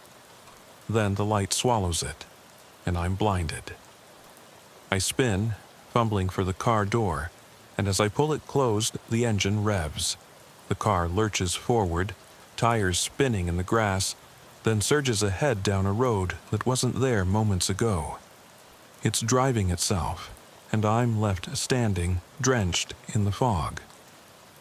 The tail lights fade. and the night returns to silence, except for the faint echo of small footsteps fading into the distance. I turn from the retreating taillights and the echo of children's footsteps, chest burning, lungs heaving with cold night air. For a moment I stand rooted in the fog, alone, unmoored from any reality I trusted. Then my cruiser's engine dies with a final sputter, headlights dying like candle flames. The silence that follows is heavier than any roar. The fields lie motionless, the air thick with anticipation. I force my legs to move, stepping forward on damp grass, boots sinking into dew-soaked earth. I pull my jacket tighter around me and glance at the patrol car's open door, lantern screen still cracked in the passenger seat. I should return to it, find a radio, call for help. But the car's taillights, red as fresh blood, have left a streak in my mind that screams danger. Instead, I head toward the farmhouse outline I recall glimpsing through the fog. One step, then another, until the shape of the house takes form. Rotting wood, sagging roof, the one window I never saw lit before, glowing yellow like someone waits inside. My radio crackles in my pocket, dead but haunted. I press it to my ear and hear nothing but faint dripping, as though water runs somewhere close. I yank it out and shake it, hoping for a miracle, but the antenna is twisted, wires frayed. I stuff it back into my pocket and continue toward the window. The glow casts a rectangle on the ground, and I half expect footprints leading inside, only to find none. The fog parts ahead, revealing the porch steps where the single red sneaker lies, one, not two, as though whoever left it expected me to find it and leave the pair behind. I climb the creaking porch and pause at the door. The glow bleeds through the gaps in the boards. I raise my hand to knock, but the board falls away in my grip, revealing a room lined with newspaper clippings tacked to the walls. Missing person posters, crime scene photos, dispatch transcripts, yesteryear's tragedies preserved in brittle yellow. Each clipping is annotated in faded ink, lines under names and dates: J.W., K.M., E.H., M.W., Hayes. My own portrait, cut from a yearbook photo pinned in the center of a sprawling web of red string. My head spins. I step inside. Footsteps echo on rotten floorboards. The window light disappears as the boards slam back into place. I'm plunged into darkness, save for the glow of a single lamp on a table in the far corner. Its shade is cracked, base slick with rust. I step toward it, and the lamp flickers to life as if it senses my approach, illuminating the walls in a sweep of yellow. The faces stare back. Maggie Wallace in school uniform, the urban explorer smiling next to a faded barn, a little girl in pigtails clutching a doll. And there, in the heart of the web, me, pinned like an insect. My journalistic eyes scan the annotations, arrows pointing outward to other names, questions scrawled in margins. Why did Hayes vanish? He followed the path. She sang in the well. My breathing catches. He, she. The annotations shift pronouns, looping around the center. I trace a line leading from my name to a single symbol repeated in the caverns, a circle bisected by a vertical line. Beneath it, a date, tomorrow's date in 2002, 11.04, marked with an X. A floorboard creaks behind me. I whirl, heart pounding, to see the foyer mirror reflect my own wide-eyed stare. But my reflection shifts. My eyes shine too bright. My mouth twists into a knowing smile before it snaps back to my terrified expression. I blink, and the mirror goes dark, glass smeared with something damp. My pulse races as I step back. The lamp flickers twice, then steadies on its last light. I grip the edge of a table as the wind picks up, howling through gaps in the walls. The red sneaker appears at my feet, as if dropped from above. I stare at it, pliant and silent. Then, atop the newspaper-covered table, I see movement. A sheet of paper sliding free from the clippings. I lean in. It lands on the floor with a soft whisper. I pick it up. Another map, simpler this time. Room layouts of the farmhouse. Living room, kitchen, basement hatch circled in red. In the margin, in trembling script, return what you took. My blood freezes. I reach into my pocket and pull out the tarnished silver key, its waterlogged jar long, gone from sight. The key's teeth are worn smooth. I run them over my thumb. Return what you took. The jar, the glove, the map? My mind races. I step back, away from the table, and the walls buckle. New boards pop loose, revealing niches cut into the wood. In each, an everyday object. A child's wooden whistle, a sheriff's badge, the broken bicycle chain. All arranged perfectly, like last night's path replayed in static tableau. The lamp sputters and dies. I'm plunged into darkness. Then, a single note from a whistle, high and hollow, echoing through the house. I gasp, stumbling backward, knocking into furniture. The whistle sounds again, louder, a plaintive call that pulls me toward the living room. I follow, boots echoing on floorboards, until the front door swings open of its own accord, revealing the night beyond. Fog, draped fields, distant cornstalk silhouettes. I step onto the porch, the wind whipping around me like cold fingers. Behind me, the house sighs. A long, settling creak, and the door slams shut. I spin, heart pounding, and see the window boards peel back, revealing that single, glowing pane. The little red sneaker is there on the windowsill next to a small wooden whistle. Beside them, etched into the glass in greasy finger strokes. One more piece. My throat goes dry. I tuck the key and map back into my pocket and reach for the whistle. Wind gusts through the broken siding, and I bring the whistle to my lips, uncertain if I should or not. The porch beneath creaks under weight I know is not my own. I close my eyes and blow a single, shaky note. The fog erupts into motion. Shapes swirl at the edge of the yard. Children's laughter, 1,000 voices calling me home. I drop the whistle and step back, heart racing. When I look again, the shapes have coalesced into the silhouettes of those missing. A young woman in a prom dress. A farmhand with calloused hands. A child in pigtails, my own silhouette among them.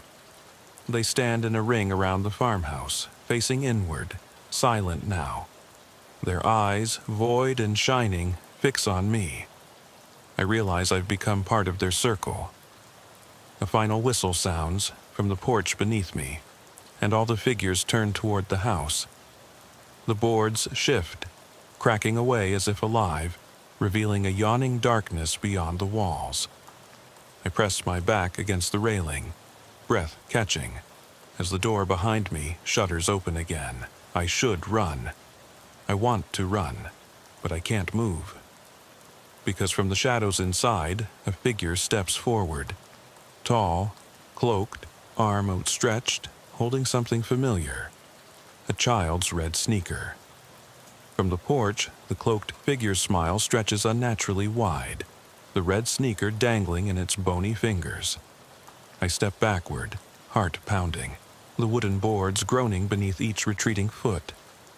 Moonlight glints off its pale cheekbones, though its face remains obscured beneath the hood. The circle of missing, those motionless silhouettes in the yard, press closer, their feet stirring dew-soaked grass into misty halos that drift toward me. I swallow, mouth dry. The wind carries distant static, like a radio struggling to tune in.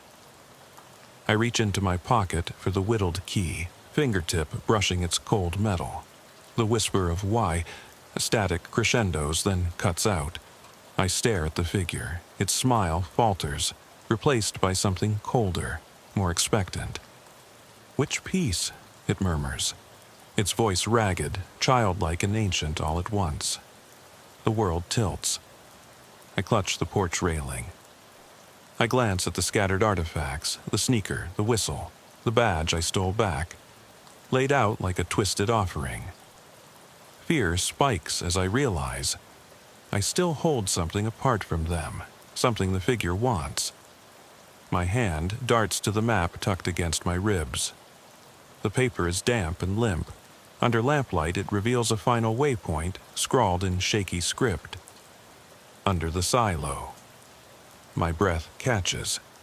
Mortenson's abandoned barn silo, 2 fields over, long since fenced off. The map's arrow points downhill from here, into darkness punctuated only by broken fence stanchions. A sudden creak sounds from inside the house. A floorboard shifting, a door inching open, and my head snaps toward the dark window. The single pane flickers gold, then black, as though the lamp inside winked out. The static returns, loud as thunder, bleeding through the night. I cup a hand to my ear, trying to catch a fragment of Dispatch's voice, but only catch something worse. A child whispering, "Find me," and then laughter that fractures into mechanical clicks. The cloaked figure advances off the porch, sneaker still in hand, its form warped as it crosses the threshold. The missing silhouettes follow, gliding across the grass with impossible smoothness. My pulse drums. This is no longer a game of clues. This is a summons, and I'm its prize. Instinct screams at me to flee, but my legs lock. I glance down at the key and whistle in my other pocket, the only tangible things I've taken that didn't belong to me. The chorus of phantoms closes in, their faces blurred and silent, eyes reflecting moonlight like dying embers.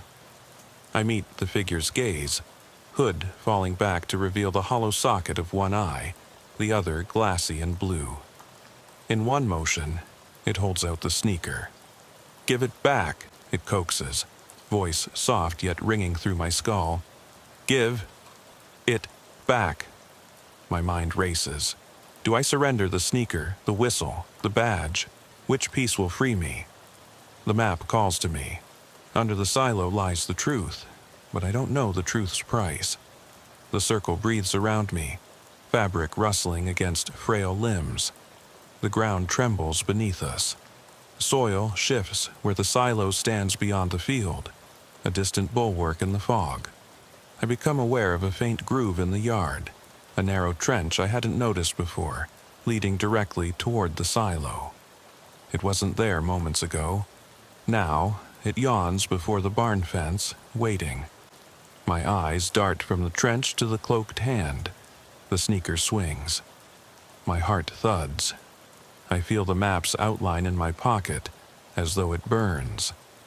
I make a choice. I pull the sneaker from the figure's grasp in one swift motion and toss it onto the yard, into the trench. The sneaker lands with a thud of suction, swallowed up by churned earth. The laughter stops. The static snaps silent. The figure's grin widens impossibly, and it points toward the silo. Without another word, it steps backward into the mist, merging with those carved effigies that drift off, coalescing into the swirling haze. Their forms waver until they dissolve entirely into the night air, leaving only the barn and the yawning trench behind. The porch beneath me creaks, and I realize I'm still gripping the railing for dear life.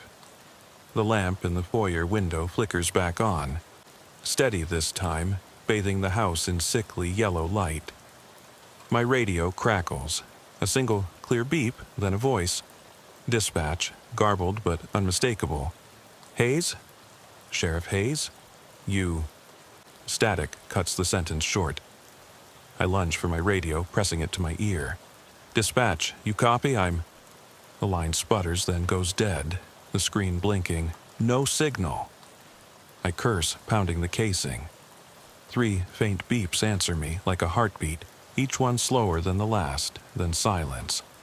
My resolve snaps. The trench calls like an open maw.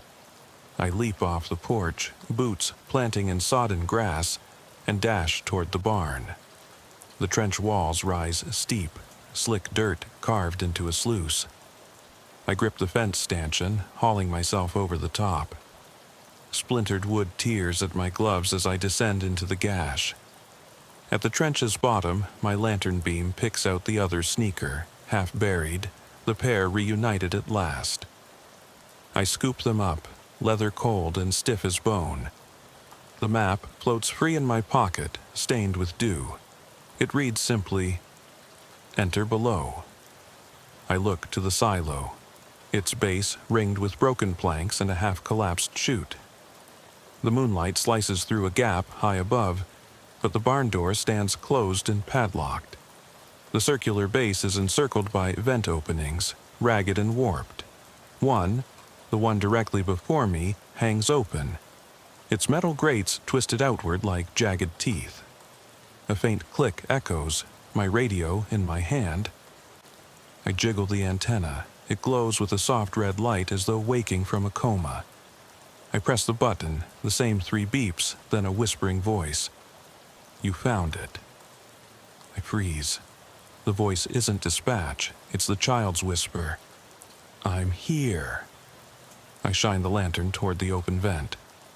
Inside, the darkness breathes, a cold swirl of wind and distant dripping. I swallow hard, pulling the key from my pocket. It fits the vent grate's rusted lock perfectly. I slide it in, twist. The lock clicks. The grate groans outward. I shine the beam through the gap into absolute blackness. A clamor of static surges through the radio.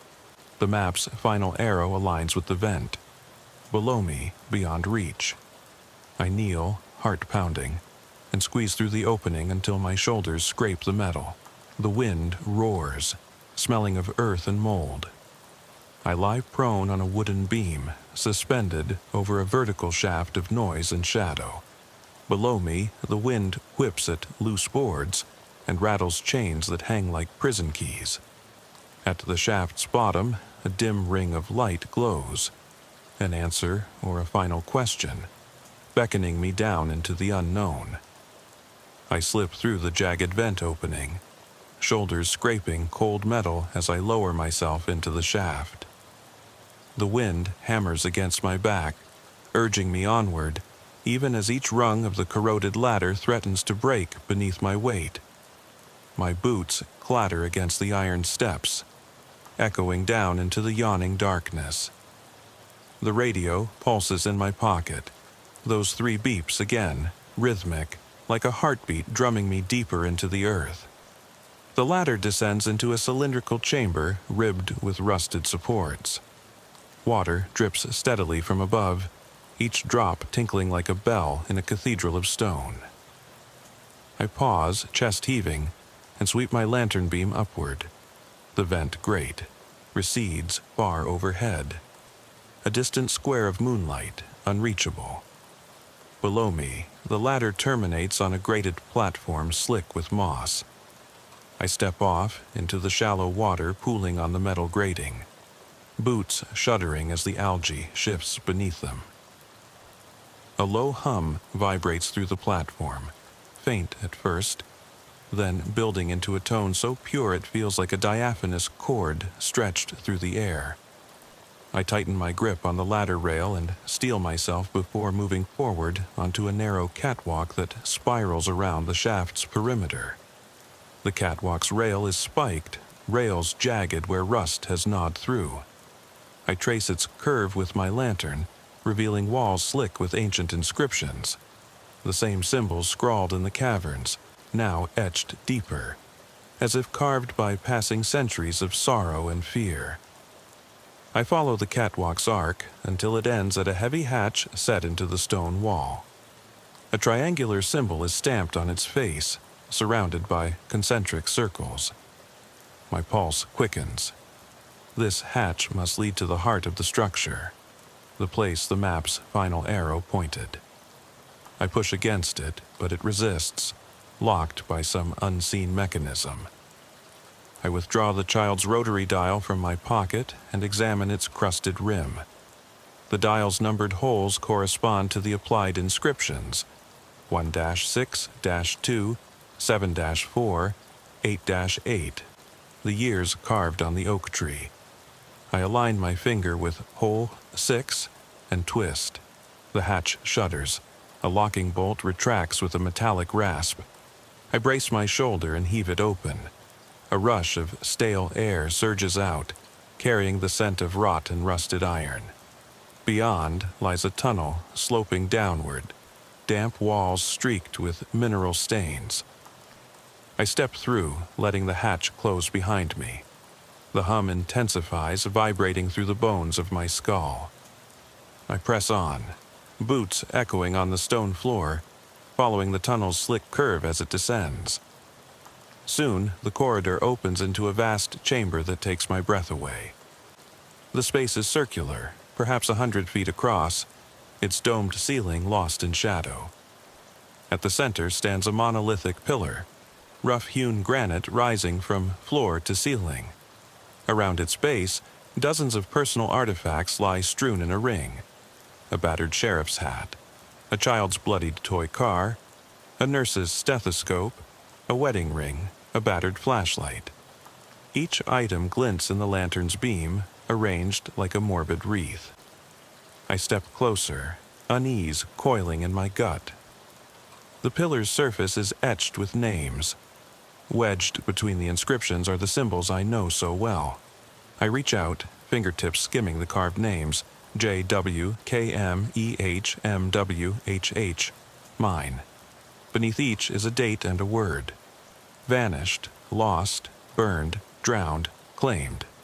Under H.H. is today's date, followed by fulfilled. My heart stutters. Fulfilled. The hush of the chamber feels alive, as though the stone itself breathes. A tremor ripples through the floor, and the ring of artifacts shudders. The flashlight rolls toward me, clicking on with a sputter.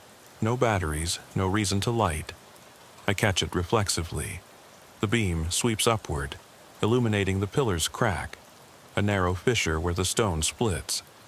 A final carving runs down the crack's length, a sentence etched in hurried script: "Release us." I swallow and shine the lamp into the crack. Darkness beyond, an interior void. I press my ear to the fissure, and the hum resolves into whispers. Urgent, pleading voices, layered upon one another, speaking words I cannot fully make out. But one phrase rings clear: "Set us free." I draw my pistol as the pillars beneath tremble again. A fragment of rock breaks away, revealing a cavity just large enough to slip my hand inside.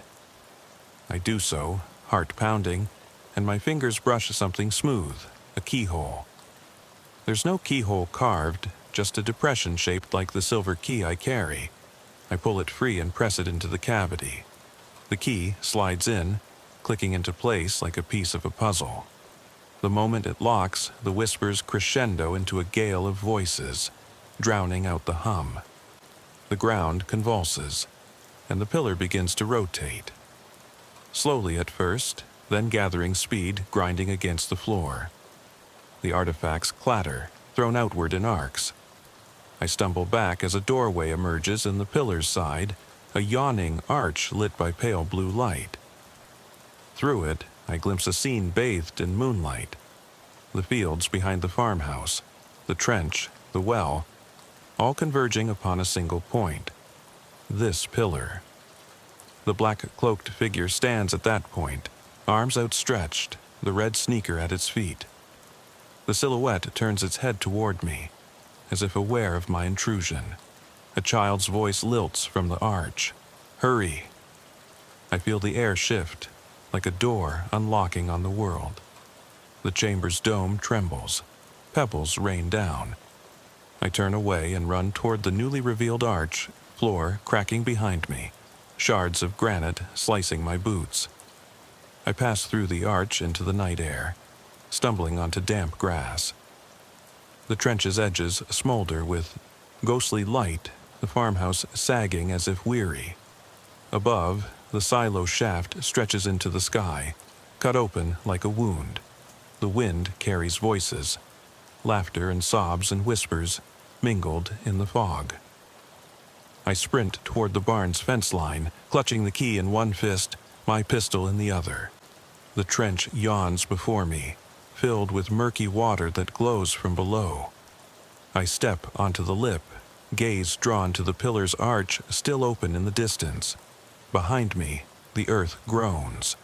The silo shaft's grate clatters into place overhead, sealing off the chamber as though condemned. The farmstead shudders, timbers creaking. I feel the ground give beneath my boots and fall backward, sliding into the wedged fence stanchion. Pain spikes in my side, but I push to my feet and limp toward the trench. I pause at the edge, lantern flickering low. The trench's water is still, mirror smooth, reflecting the moon and the pillar's arch in the distance. The red sneaker lies by the water's edge, its pair resting on top of a wooden whistle. I kneel, gripping the whistle and the sneaker, preparing to toss them both into the trench. But something in the water moves, ripples expanding outward, revealing a face beneath the surface, a child's, pale and wide-eyed, mouth opening in a silent scream. I recoil, stumbling backward. The pillar's arch cracks shut with a deafening snap behind me. Moonlight snaps away, the trench goes black. The voices vanish. Silence crashes like a wave, leaving only the beating of my heart. I stumble to my feet and turn toward the farmhouse. Its windows glow one last time, then flicker out. I wipe sweat and blood from my brow. The key in my hand grows impossibly hot, burning through my glove. The map's final waypoint blurs in my mind. I know what I must do. Return to the vent, descend once more, and seal the pillar's chamber forever. But as I reach for the fence gate, the ground rumbles, and the child's face emerges from the trench again, this time high enough that only its mouth breaks the surface, whispering, "Help me out."